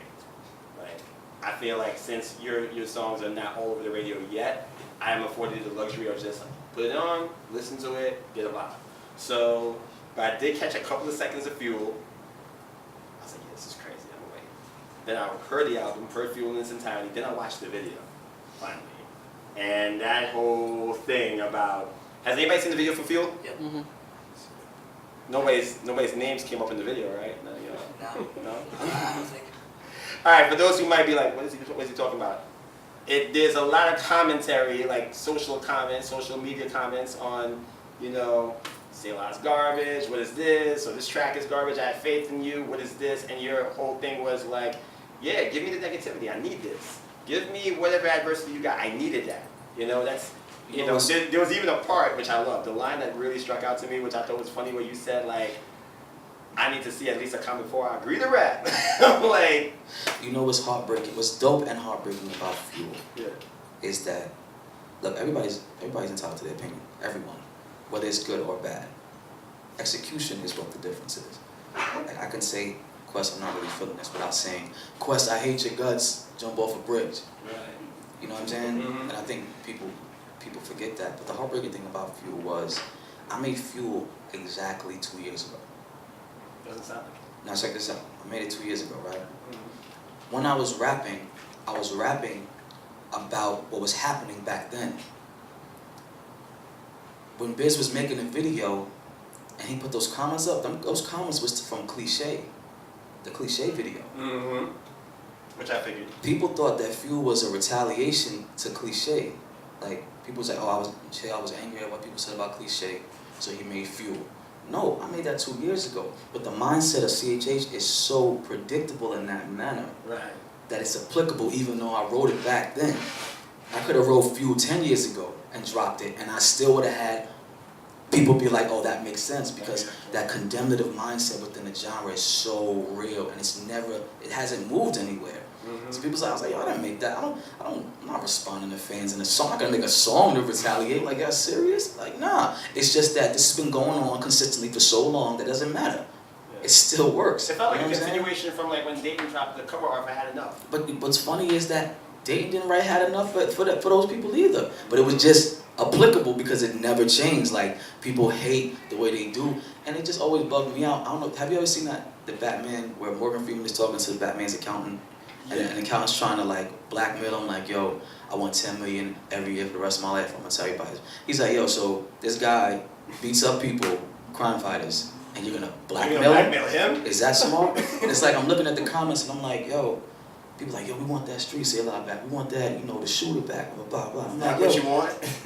you recognize that, you want that back from me, so that means you believe me that that life was real, and your response is to insult me. How intelligent is that? Now, that's not, I'm saying that the fan has anything to fear from Selah, but I'm talking about the lack of appreciation of the fact that your privacy, you eliminate your privacy when you do stuff like that. Like, you're gonna tell these artists that they're garbage, or that what they put out is garbage, and that this and that, and this is social media in general. Your name is in the profile, your picture's in the profile, like, and it's not, and it's per se, and that's what that's what the video taught people. Right. You need to be mindful of what you're saying and how you're saying it, because you might end up on a Summer Dream screen. Like, it might be you this time. People use social media like it's an avalanche of snowfalls and there's snowflakes everywhere. I can get up, throw the little rock, and go back under the snow. But one day, that artist might pick you out of the snow and be like, this is what so-and-so said, and nobody should care because you said it. It's not like we doctored it up or nothing. Like, we took what you said and put up there. So, the funny thing is that one of the guys who said, I didn't feel the anointing on this one, y'all remember that? Yeah. he hit me back on a documentary. He was like, "Oh, I can feel the anointing on this one." I love stuff like that, man. That's what makes it all worthwhile, because he got he got it. Like, he got it. And me and Biz and Dave, we was all laughing about it, like, yo, that is so fire. Biz is like, yo, that's crazy. And it's encouraging, man, because, you know what I'm saying, that's what we do it for, man. Yeah, I've seen crazy. I don't know if you saw this, but I remember when Lecrae put up, I think, cover art for a song called, I think it was Liberation. He had fists in the air. And I saw, man, Rapzilla comments is the devil, man. Like, I saw, no, I'm serious. Like, I saw how crazy they were talking to him. I saw all kinds of stuff like, hey, the white audience made you. If it was, I saw people talking crazy. So it's like you said, you know, you would think from the background that you have, people wouldn't go there. But again, social media makes you very You want to know something crazy? Like 7, right? Okay. 7, Hogmark Ministries, GO1. 7's for real, for real. Like, that street stuff, it's not a persona. Like, that's what his life is. And people say all this crazy stuff about Sev.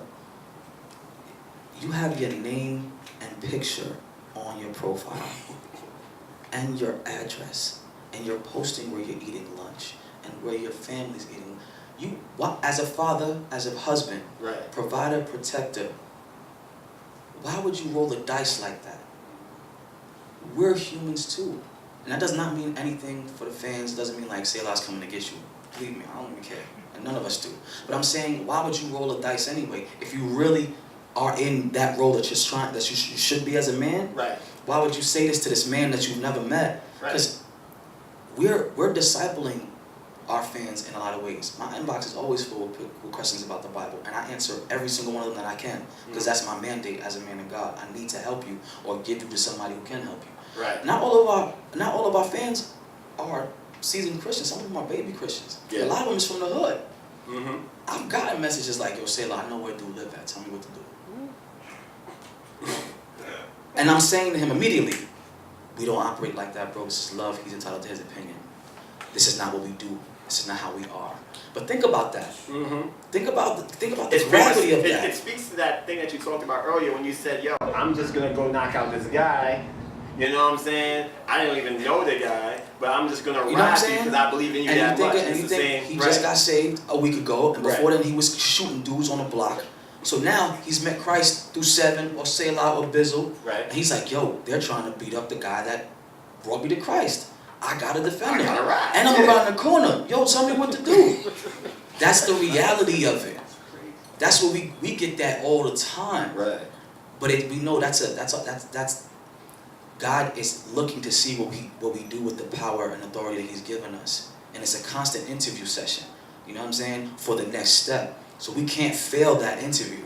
You know what I'm saying? But think about every day, like getting hit with the same negativity. Yeah. What if one of us just have a weekday, like any of us does, and be like, "Yo, go ahead." Or what if I don't get that message in time and he acts on his own? Right.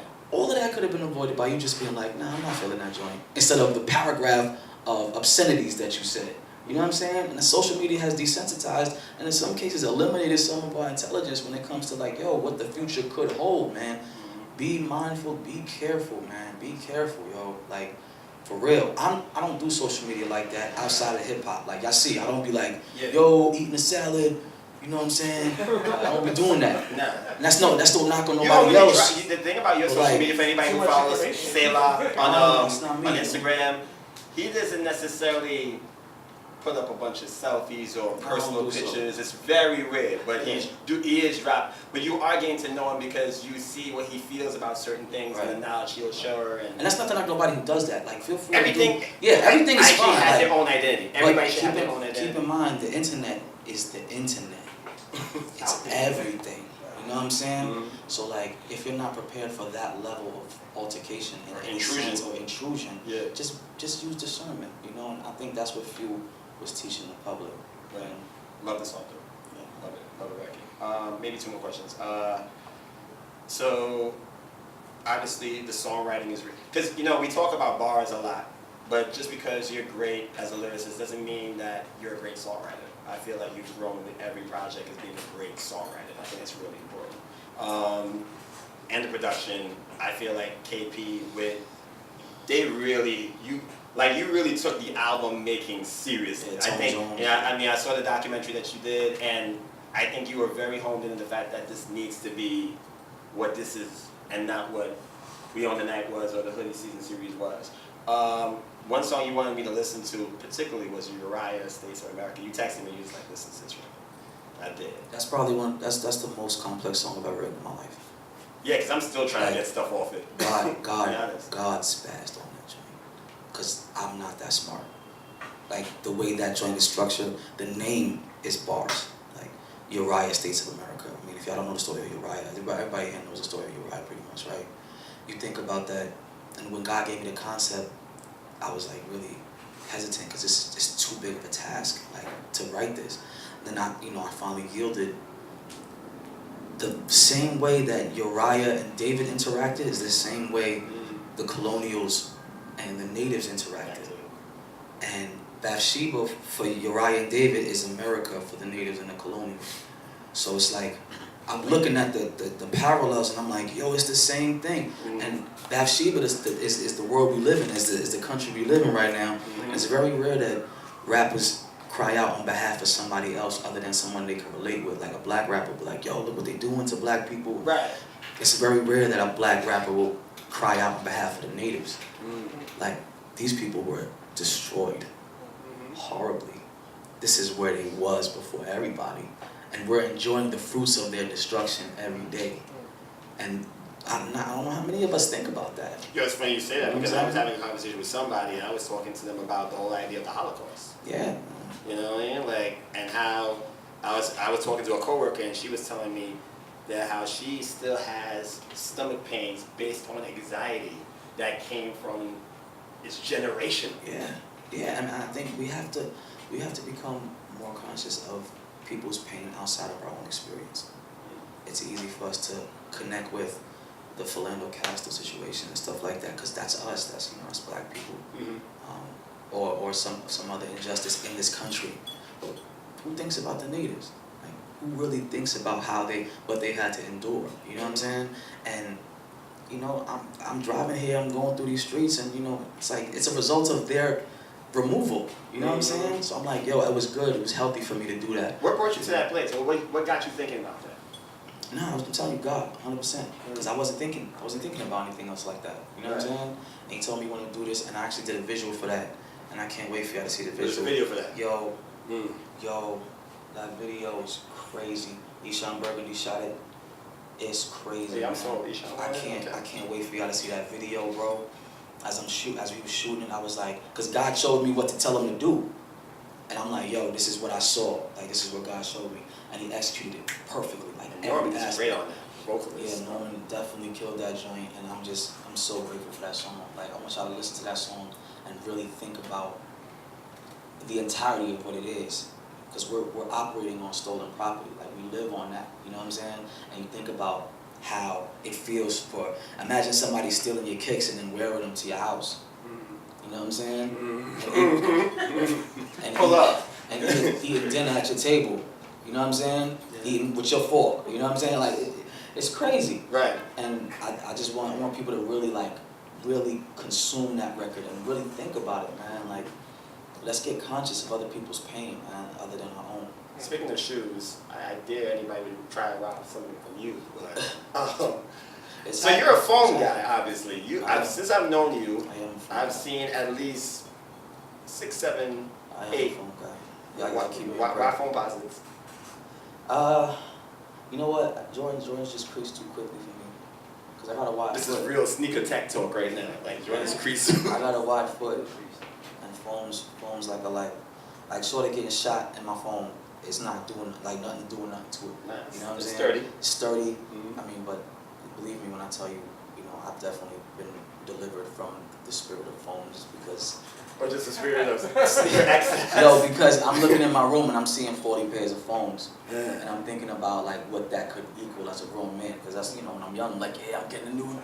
But now that I'm older, I'm like, yo, that's a car in the room, like, that's a car. You know what I'm saying? But I like. Especially with some limited edition. What's the best phones you've seen? The best ones I've seen? Or what's your favorite? It's hard to say this. This is difficult. My favorite pair right now is the Crimsons. Like I always loved the Crimsons, and honestly I love the Asteroids is beautiful. Like, I love the Asteroids, but I mean Foams is great. Foams is great all over. But I had to be delivered from the spirit of buying them because I was just buying them 3 at a time. Like just $250 each. I know. It's outrageous. I You know what I'm saying? I was looking at some Silver It's Surfers. It's outrageous. I was looking at the metallic reds, but I seen a red sneaker that I actually do want to get. That's not coming as It's irresponsible. Sneaker talk. It's irresponsible. Just buy flip flops, keep them clean. Yeah. Get a pair of good church shoes, good work shoes. Leave the sneakers alone. Just leave them. You're gonna regret it when you're older, man. At some point. Last question, I believe, before I let you guys speak to Selah yourselves. So the album's out. I'm still going through it. Like I said, I listened to it 4 times. I think at the very least, it's a masterpiece. I think with all the work you've put in and how it comes together, I love the fact that you did 2 versions of a certain song, Window Seat. Love that. And I was like, wait, I know this song.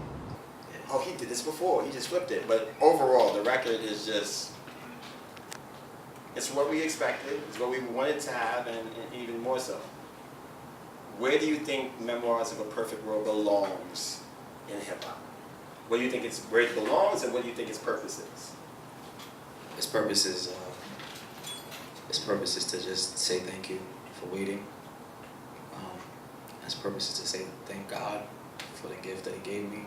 It's a big thank you note, and it's a big lesson, because every song is me telling people how wrong I was about my mindset at the time, my delusion. So it's a big don't make the same mistake I made, and it's also a big thank you letter. So I don't know where it ranks. Time will tell. A lot of people dig it. A lot of people say it's easy listening, and it really feels like Stop and think. You know what I'm saying? Yeah. Stop and so think. We'll see where it ends up. Man. I got some pretty great co-signs, man. A lot of dudes that I respect. Shout out to KB, Alex Faith, Dre Murray. Do you still believe in the cosigns? I remember you talking about it in your documentary. Oh yeah. Cosigns is always going to be important. Always. Do you think it leads people to do stuff to be desperate for a cosign? Yeah. I mean, but it just depends what your objective is. If your objective is to get that person's fan base on your side, you do whatever it takes. But that's why I'm so grateful for the cosign, because I ain't do nothing to get nobody's cosign other than rap. Right. You know what I'm saying? So I appreciate them doing what many Christian rappers don't do. Because a lot of Christian rappers are very to themselves. They don't want to share their fan base with nobody else. They don't give nobody else props. These guys do that. Yo, Selah, join us fire, shout out to you. Like, that's dope. Like, it's a dope interaction that I wanted people to notice. Like, yo, this guy is a legend in his own right, and he's giving me a nod. Like, that is fire. You know what I'm saying? So, I mean, I praise God for that, man. Straight up. Ladies and gentlemen, please give it up for Selah The Corner. So I have a text question from a good friend of mine, and I'll leave that for last. But if anybody here would like to ask Mr. Martinez anything, now would be the time. Peace, man. My name's Matt. Number one, this is a dope event. So shout out to Quest. Shout out to you for just being available for it. I'm a fan. I want to put that out there. I haven't heard the album yet, so now I'm definitely inspired. You will like it. Yeah. And the way I've heard of you, I think this may have been a Quest. So, I'm a hip hop head. I'm a boom bap head. 42 years old. Still frustrated producer. So I would like to do beats with you. I'm putting that out. Everyone in the room. Shameless plug. But probably once a year, I'll hit Quest up and be like, yo, because honestly, I'm very, it's to a fault, so I miss out on a lot of the current stuff, but I'm stuck in 88 to 93, I'll admit it, I'll shamelessly admit it. But I know what dope is dope, and so once a year I'll hit up Quest and be like, yo, who's dope with the boom bap, something that I can relate to. And I think one of those hits he gave me, this is probably like 4 or 5 years ago, I remember it. He told me you, and then I just searching, and you grabbed me. I was like, this kid's nice. I probably even shouted something. I don't remember, but I just remember it. Like, it kind of moved on. So I just want to let you know I'm a sort of long-term fan.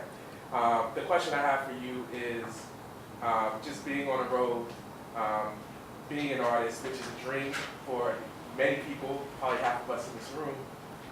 I appreciated just the insight that you shared in terms of fame isn't all that it's always cracked up to be, the responsibility and the load that you feel. Gratefully, we know that Jesus' load is light, but the human part of that, I could imagine, only imagine.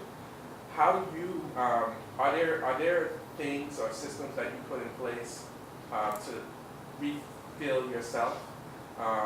And just curious how that, I wondered what that process was going from, and you were young, I think, when in the Lord, when you kind of really got hit. Like, it doesn't happen like that for everyone, but just going from day-to-day Yonkers to, you know, being in front of 500 people and then going into your car and hoping that, you know, whatever those feelings are about, wow, that was crazy. You know, these people look up to me, but I know I'm mad, and, you know, people scream up. You talk about other rappers screaming themselves when they're in the car. How do you deal with that? How do you keep yourself connected to the car and all that? I mean, the reset button is very important for every artist to have. Like, you have to know what your reset button is. I'm not married yet, but I know brothers who I spoke to that are married, their wife is their reset button, which is natural and it makes sense. You know, so like, you know, for them, that would be that for them. For me, to be honest, I'm gonna be real with you. I play Tetris a lot. I love the game Tetris. I got it on my phone. Whenever I didn't know about the way it helps brain function until I looked into it. But I play Tetris a lot, especially when I'm writing. Like, I play Tetris between bars all the time. So Tetris is like your fidget spinner? Yeah, no, it is. It is. And you know, it's just, you know, you find somebody who doesn't rap to be a friend of yours. You know what I'm saying? Yeah, most of my friends are rappers, but some of them that aren't, like, I'll be calling them on the phone, like, yo, what's up, man? Let's talk about something that you like. Yeah. So I can disconnect from it and then come back. You know what I'm saying? Overloading yourself is something that happens when people aren't conscious, and it can lead to some really negative things happening. Like, if you're not careful, go on vacations, even if it's the vacation in your house. Like, just go somewhere and reset, pray, and come back in a couple of days. You know, see how you feel. So, you know, it's like on a plane. They say when the mask drop, fix yours before you help somebody else. Right. Same thing in life. I can't rap to people and tell people about the greatest gift and this God to save your life if I'm not in His face as well. Like, I have to reset myself and get my mask on. So that's what's important. Thanks. Amen. Any other questions? It's Mel. What's up, yo? What's up, man? But it seems like in the current state of hip hop, especially, I want to say especially, let me not just single out, but it does seem like there's a bit of an epidemic like Christian hip hop right now with a lack of originality. Do you feel like that's a result of fear of the masses and people just need to kind of like, to feel accepted, they just want to do what's acceptable and no one's really reaching out to be more original, or you think that's more a spiritual thing? This is within Christian hip hop you're talking about? Yeah. I mean, it's interesting enough, that's what Cliche was about as well. I believe that every person on this planet, whether you're an artist or not, you have a monopoly on being yourself. Like, your fingerprint can't be duplicated. Like, you're the only one that has it. In business, if you have a product that only you can make, you're a billionaire. You know what I'm saying? So why would you relinquish that uniqueness by being a clone? Can't nobody tell your story like you. You know what I'm saying? And the problem is, I think, is that people really just want to get known. Like, they'll get known by any means necessary, and if that means forsaking their entire identity, then they'll do that. I struggle with this nowadays. I believe God wants me to go full time, but I'm hesitant for that reason, because I have a 9 to 5, I have a good salary. You know what I'm saying? I'll never front when I tell kids, like, I don't do this full time. Like, I still work. You know what I'm saying? I go to work. The reason why I go to work though is because there's never going to be a situation where I feel like I gotta write a certain way or a certain thing in order to keep the lights on. Right. So I'm never going to feel like I have to move who I am to appease the public. Like, if I write this, they're not going to buy it. No, I don't care. I'm still paying the bills. Right. You know what I'm saying? And that's why I resist going full time, because cats will go full time. If you feed your babies with this music, you gotta know what the trends are. Because if it don't sell, baby don't eat. You know what I'm saying? But with me, it's like, you know, I'm still praying about it. I'm gonna be obedient. I'm gonna be obedient. I promise you. But as my mindset right now is I think if I don't feel like I have to do this in order to make money, then I'm good. I'm gonna tell you the truth whether you like it or not. Just don't buy the record. I'm good. I'm still going to work on Monday. You know what I'm saying? But that might be a reason why a lot of cats just be like, hey, what's hot? All right, I'm gonna do what's hot. It's just, you know, it might not be the answer, but it is a answer. No, because it's funny, because me and Smile had this conversation on the way here. I'm glad you asked that question, because I hear you as far as like following a trend, but I feel like there's a difference between following a trend and you just sound like Travis Scott. Well, I mean, everything in hip hop is cyclical though. Like everything comes around. Like everything in general comes around. Like when we was talking about fashion, like, you know, that's hot again. Like 90s stuff. You know what I'm saying? It was back then. Then it stopped being hot for a little while, and it came back around. You know? Right. The platform shoes was popping for a little while. You know what I'm saying? The big afros is back. Like stuff just goes around the circle. Same thing in hip hop. Everybody gets something from the last generation, and then it comes back around and does a whole circle thing all over again. And that's what happens. The difference is that like you can take inspiration from it. Right. But I think Cass is just like, nope, I'm gonna just be that guy right now. And it's, you know, it's easy. And to me, it's the easy way out. And but it works though. It's all about the public, man. Like the public has to tell these and show these artists that it's not okay to do that. Because if you're training them to be that way. Like if you give if a child, you know what I'm saying, hits you and you laugh, ha ha ha, that's okay. The kid is gonna think that's okay. You know what I'm saying? But if you pop his hand and say no, he can associate those two interactions. Like, all right, when I do this, I get hit. The artist is like, I'm a clone. Everybody buys it. Yeah. You can't complain because you train them to do that. But here's a question on that note, though. Is it possible? I know this might be remotely possible. Remotely being the key word. Is it possible that maybe the kids that's grown up in youth groups that aren't allowed to listen to certain type of music, that aren't allowed to listen to Playboy Cardi or whoever's hot right now, and they hear it and it's like, oh, this is original. I've never heard this before. It's possible. It's possible. Yeah. I mean, that was my life. Like I ain't listened to hip hop till I was 15. Straight up. I wasn't allowed in my house. My parents was very, very, very traditional. And hippity hop is not. And I tell you, like my mom, like I used to record radio while I was at school, come home at night and listen to it on my Walkman, but I had the Walkman like under the pillow, like, cause if they saw me listening to rap, it's over. So I understand that, and that could be possible, but I mean, the onus really is on us as artists. People are cloning the people that shouldn't be cloned. We need to get to the place where people want to clone us. Mm-hmm. You know what I'm saying? That's on us. When we get to the height where people are like, yo, let's see what they're doing. When it's our opportunity, let's make sure we use that opportunity to show them how to be who they need to be and to keep their identity. Because these cats they don't care about the culture like that. You could tell. Mm-hmm. They don't care about the movement. You know what I'm saying? We care about the culture. We care about the next generation. We care about it whether they live or die. Right. You know? So let's just try to get to that level so that we ain't got to worry about these dudes. And then the kids could just clone the mindset and the spirituality that we have and the reverence we have for our God. You know what I'm saying? Like, yo, Christ is who you should clone. We got to get there first. Like, we got to get there first. Gotcha. Any other questions? I'll take like maybe two, three more. Well, let me see. You. Yeah. Because I know you had a question from before. I have a question for Selah. How, from that transition to being a rapper like in Yonkers, because I'm also from Yonkers as well. So how is it a schedule consist of Selah when like doing like recording sessions and stuff like that? I recorded on the highway before. You know what I'm saying? Like I've been driving and just like press record on my phone and rap like verses, or I've written verses with the voice note. Like you really make it happen however you need to make it happen. You know, sometimes it takes me a long time to write, but sometimes it just comes. Like I was writing a verse when I was on the way here for the next project. You know what I'm saying? Not because I wanted to, because I don't want to. I don't know. But when it happens, I gotta put it down. You know, even if I use it for another time. So I think you make it work, man. You make it work. You just make it happen, man. I don't think there's any specific way to do it. There's no one way. It just happens. Brandon. Yeah. So you said you were a trapper when you were younger. I wanted to know, and I was curious. Now that you're a public figure, kind of especially how important is it to you to go back to those that was with you in the trap, now that you guys you have God in your life, and especially as an artist and as a Christian, that even though you have publicity now, to go back to those that was with you in more of a private setting, like friends and family, to go back and remember them, to try and get them to be saved too? My uncle, who's also a minister, gave me this story. He said, how can I vacuum everybody else's houses on the block?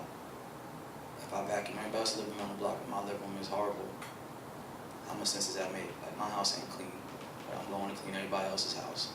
You know, even if my job is to clean houses, I'm still a failure because my own house ain't clean. And that's how I see like Yonkers.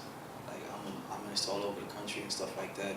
If I don't take care of home, like, if I don't do, that's part of the reason I'm still living in New York. We all know how expensive it is to live here. There's no reason why we should be here. We should all move to someone else. It's so expensive. NC, Atlanta. You know what I'm saying? Anywhere. You know, I'm not saying we don't. We know we love New York. We love it here. You know, but it's expensive. But I don't believe God's giving me the green light to leave New York because I need to do more things here. Like, I need to talk to the homies, especially since, you know, when I left and came back. Like, it's important that, you know, anybody in here, when you get saved, don't act funny style. You know what I'm saying? Operate in your salvation and be a new creature. Don't act funny, because you're a billboard for the gospel, for the faith. You're a commercial. If your commercial's whack, why should I go get the product? So like, if your homies see you acting funny style, oh, I'm saved now, I can't be with you because you're not fishing. Like, fish. You know what I'm saying? Don't compromise yourself, but fish. So it's everything to go back to the hood. It's everything to go back to the block and talk to the homies who I was with. A lot of them are locked up right now. A lot of them are in jail or dead. So I talk to the kids. You know what I'm saying? I know your father. Let me tell you about Christ. So that's important. That's everything. It's everything. Forget rap. That's everything. Gotcha. Mix, you got a question? I know that I met Selah probably 2 or 3 separate occasions, like a long time ago.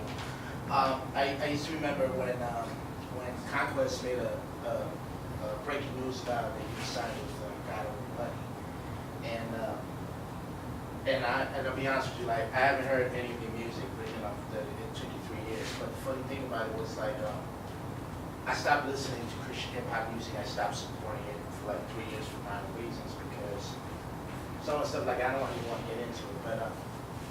But when Jay called me last night, and I didn't get a chance to tell you this, but you're gonna get a good laugh out of it. Oh, really? Yeah. When Jay called me, because I work at Amazon. I do deliveries. I was at Dauphin Street, right? So he called me up and he says, "Yo, Miguel, you ready for this event, for this one?" I go, "Yeah." He goes, "Yo, Biggs, huge favor. I know you got Selah's new album," and in my mind says, "What? I didn't know Selah has a new album." and it's like, and then so I started catching up. I said, "Oh yeah, you know what? I got it on Spotify. Don't worry, I'll put that on Spotify." Okay. Here's the funny thing was, when I was at the Alfredo's Mofongo restaurant right up on Dauphin Street, when me and Jay had a conversation, after I got off the phone with him, I accidentally dropped my phone and I spilled my drink, my passion fruit, which everybody knows as Baricha, you know. One of my favorite drinks. Yeah. So I picked up my phone, and what happened was I was in the middle of downloading the new Bone Thugs album, New Wave. But then when I grabbed my phone again, it ended up, your album just popped out on the Apple Street, and it just automatically downloaded. It just ate up my data. I was like, and I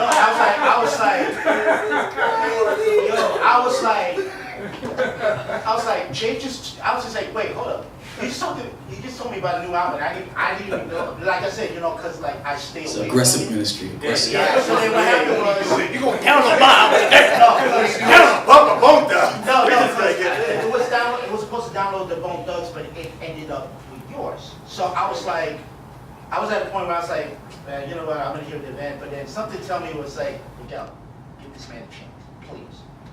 So since this is my off the time shift, I was gonna bring the van back to the garage. So I played the entire album from 200th Street, and I'm strolling down Broadway, like straight down, going down to West 35th Street. And quite frankly, to be honest, this is one of the most bestest albums you ever did. And I felt that 3 years was worth the wait for you, because I noticed you evolved, like you had that glow again, like this is something like I never heard of Selah from And for me sitting there was like,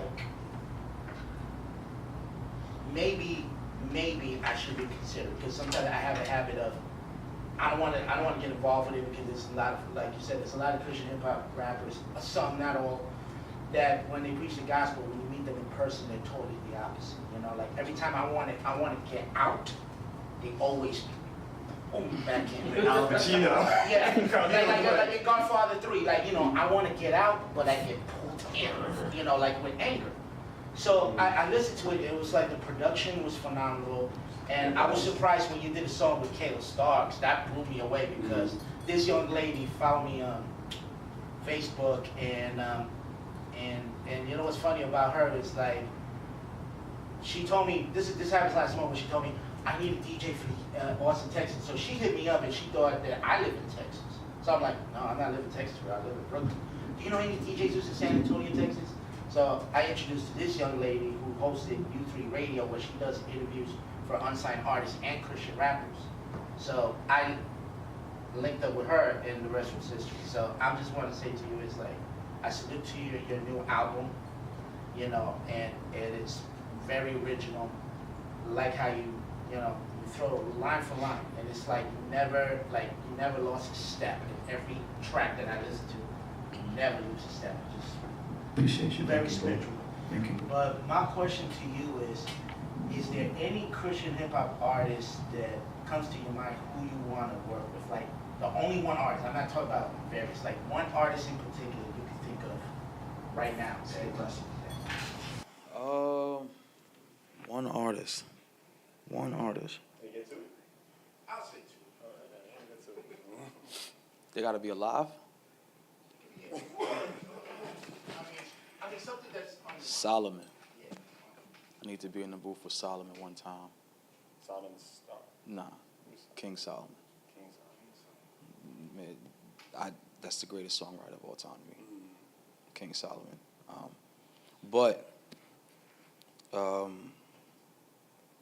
Man, I think I already achieved that dream. I think, to be honest, I think like Seven and Bizzle is some of like, it's amazing. Like these guys make me question, as a New York cat, how dope I might be. Like I'm writing with these dudes and I'm just like, yo, what? And it's constantly happening, like song after song after song. So I've already kind of, accomplished my dream. But there's super dope dudes that I would love to work with. I mean, I worked with Eshawn. You saw what happened there. Yeah. I was 10. Dre, Kayla, good people. I like the fact that she sang instead of rap. Like a lot of people thought she was just gonna rap. I just want her to do the hook. I did notice that. I thought it was dope. I thought we kind of catch people. I love the chemistry that you and Trini have. Trini, that's the homie. Mm-hmm. She's excellent, bro. Great sis. She's definitely gonna be doing a lot of great things. But Swoop. Yeah. Swoop. I wanna rap on a track with Swoop. Yeah. And I think that's gonna happen one day. Cause when I how you walk in the house, you walk like I don't hope nobody got locked up in here. But, you walk on the yard and you're like, yo, who the guy? And they're like, yo, the big homie's over there. When I walked into Christian hip hop with Biz, I was like, yo, who the spitter? And everybody was like, yo, Swoop. That's the first name that everybody said. So it's not like I'm not challenging him, but I'd love to create with him. You know what I'm saying? Just to be in that room and being in that zone. I think we make something crazy, but we'll see what God thinks. I'm sure Wit has a bunch of Swoop stories, though. Yeah, I bet he does. I'm sure he does. But I mean, Swoop just dropped something recently too. Yeah. I think that the All the Time joint. All the time, yeah. I like that joint. I like that. The ramen ramen noodles. That was hard. Which is fire to me. I love stuff hard. like that, man. Super hard. Well, my last question for you. I thought I had the last question, but wait. Oh, Bronx, you got a question? Sure, go for it. Ladies and gentlemen, the cameraman has a question. Do you plan to do anything? I know rap is, lane right now you're in, but anything outside of rap, maybe write a book or write something else? Your lyrics are Absolutely. Good question. so deep, you know what I'm saying? God sent you. God sent you with that question, because he would have got at me for not saying that. Thank you. Yeah. Debt collection. Mm. Debt collection is me giving a lane for pastors' kids all over the world to speak. And I believe God has instructed me to write a book about the life and times of a pastor's child. Because I need people, like, it seems like, you know, I let my mother hit that collection way before y'all. And I was super scared of her listening to it. And she listened to it and she leaned her back and she started crying. And I was like, oh man, I made a mistake. I should have let her hear it, you know what I'm saying? And she was so happy because she was like, I never would have got this out of you if you didn't rap this. Thank you for telling me, you know what I'm saying? Let my father hear, he's crying, he's hugging me. Yo, thank you. A week later, I pull up to my house and a kid rolls up to me and was like, yo, thank you so much. And I'm like, for what? And I know this kid, he's a pastor's kid as well.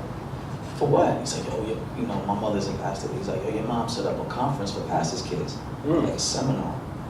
And she's putting together a staff now because I feel like pastor kids are like a subspecies of Christianity and nobody pays attention to them. Hey. You know what I'm saying? Hey. Like, it's like, yo, you don't know how much pressure it is being that kid.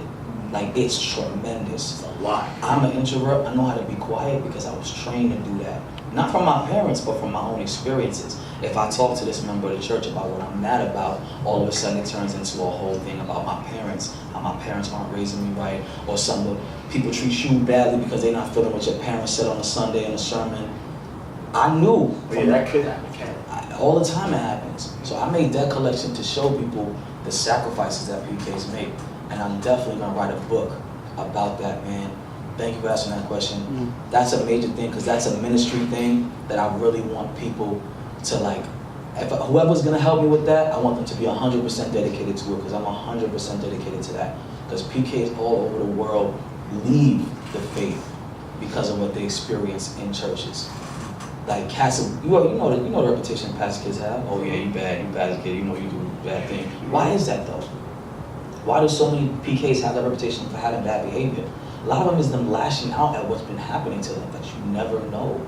You know what I'm saying? To go into a place of worship and to feel condemned outside of everything else, off rip, before I open my mouth, I'm already a bad person because my parents are preaching something. You know what I'm saying? That's a horrible thing for an 8-year-old kid to go through. And then 9, and then 10, and then by the time you're 18, you're like, forget Christianity, I'm out of here.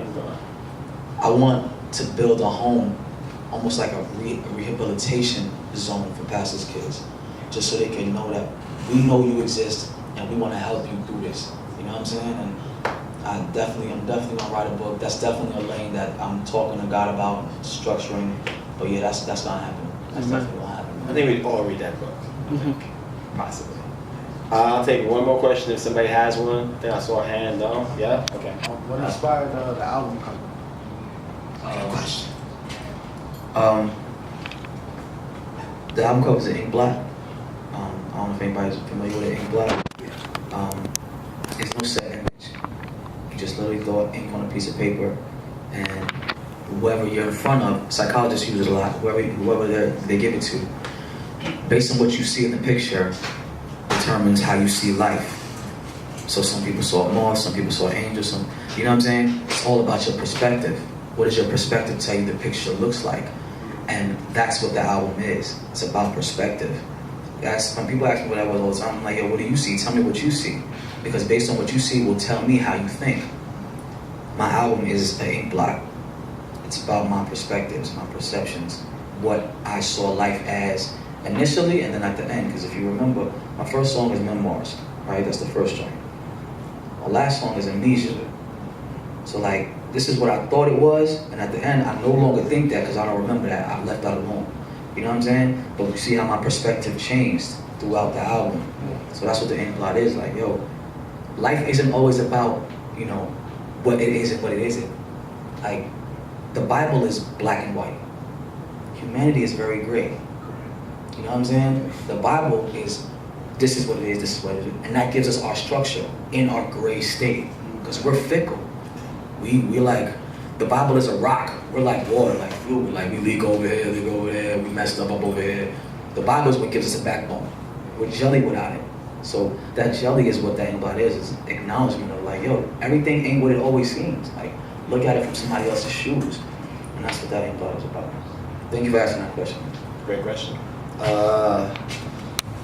Favorite song on the album? Tough question.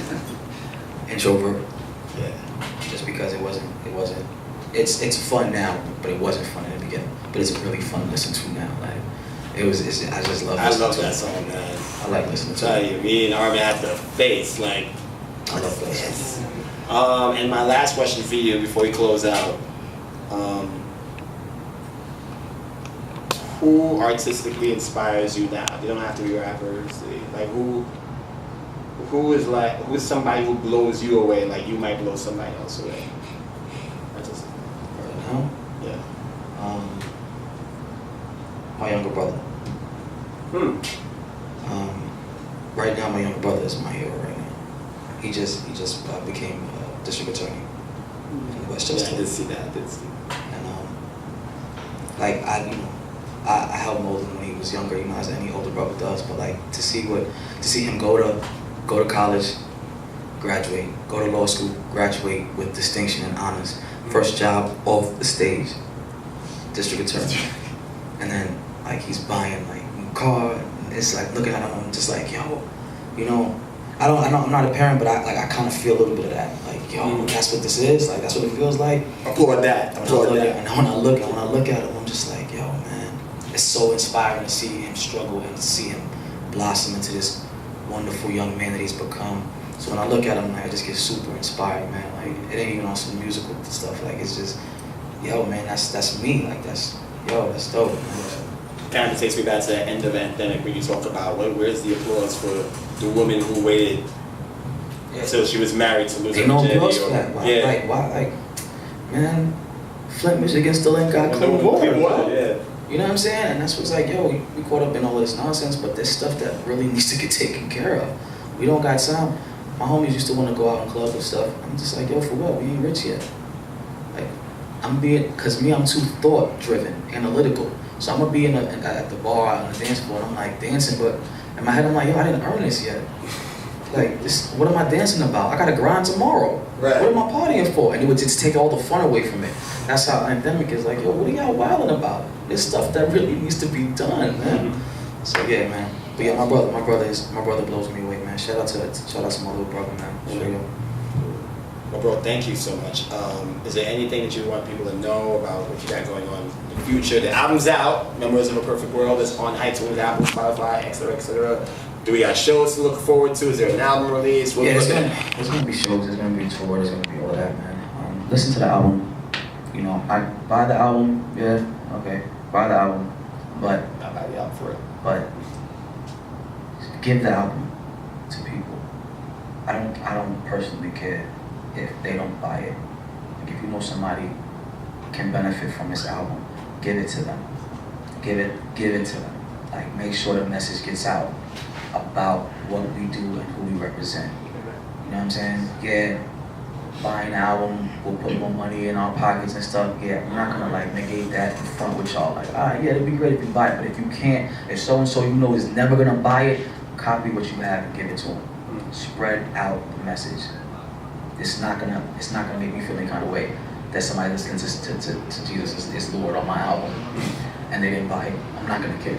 Like I want people to know. So get the album, give the album, spread the word, man. That's all, man. Ladies and gentlemen, Selah The Corner.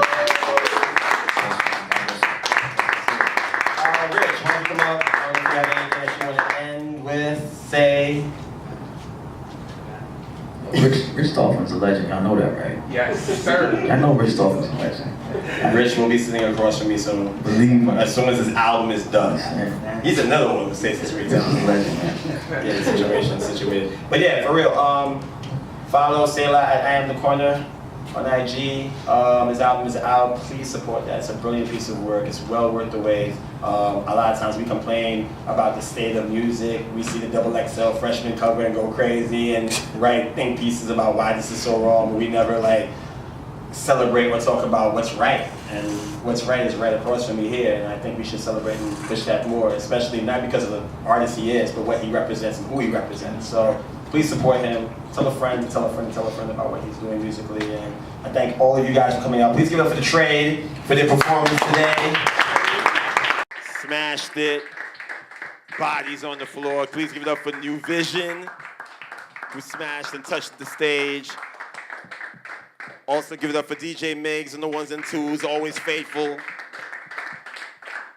And please, I mean, I think everybody here follows me on Instagram, but what would really help, I thank God that we're able to add an audio component and a visual component to what we do, because we think that interviews like this needs to be seen by as many people as possible to inform them, to encourage them, to uplift them.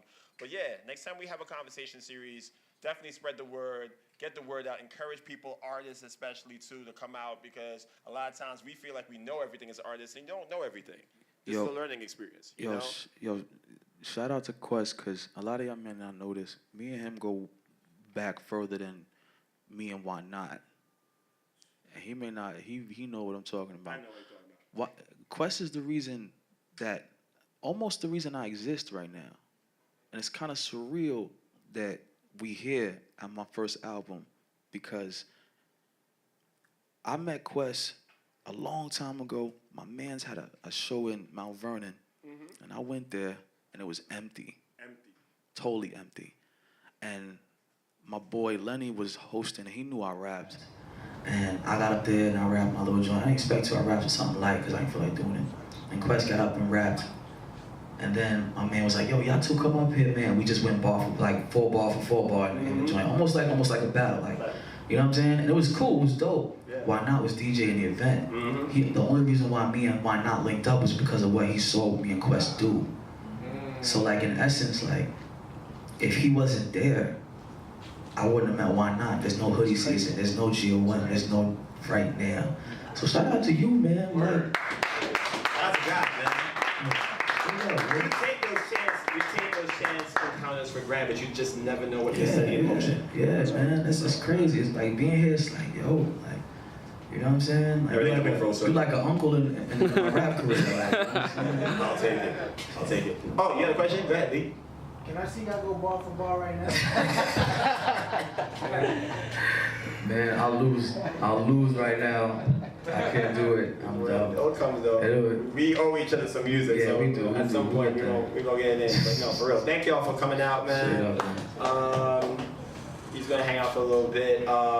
And you said the album, obviously the album's out. I think physical. You talked about possible vinyl in the future. Possible, yeah. I'll be talking about vinyl. So if you like vinyl, I like vinyl.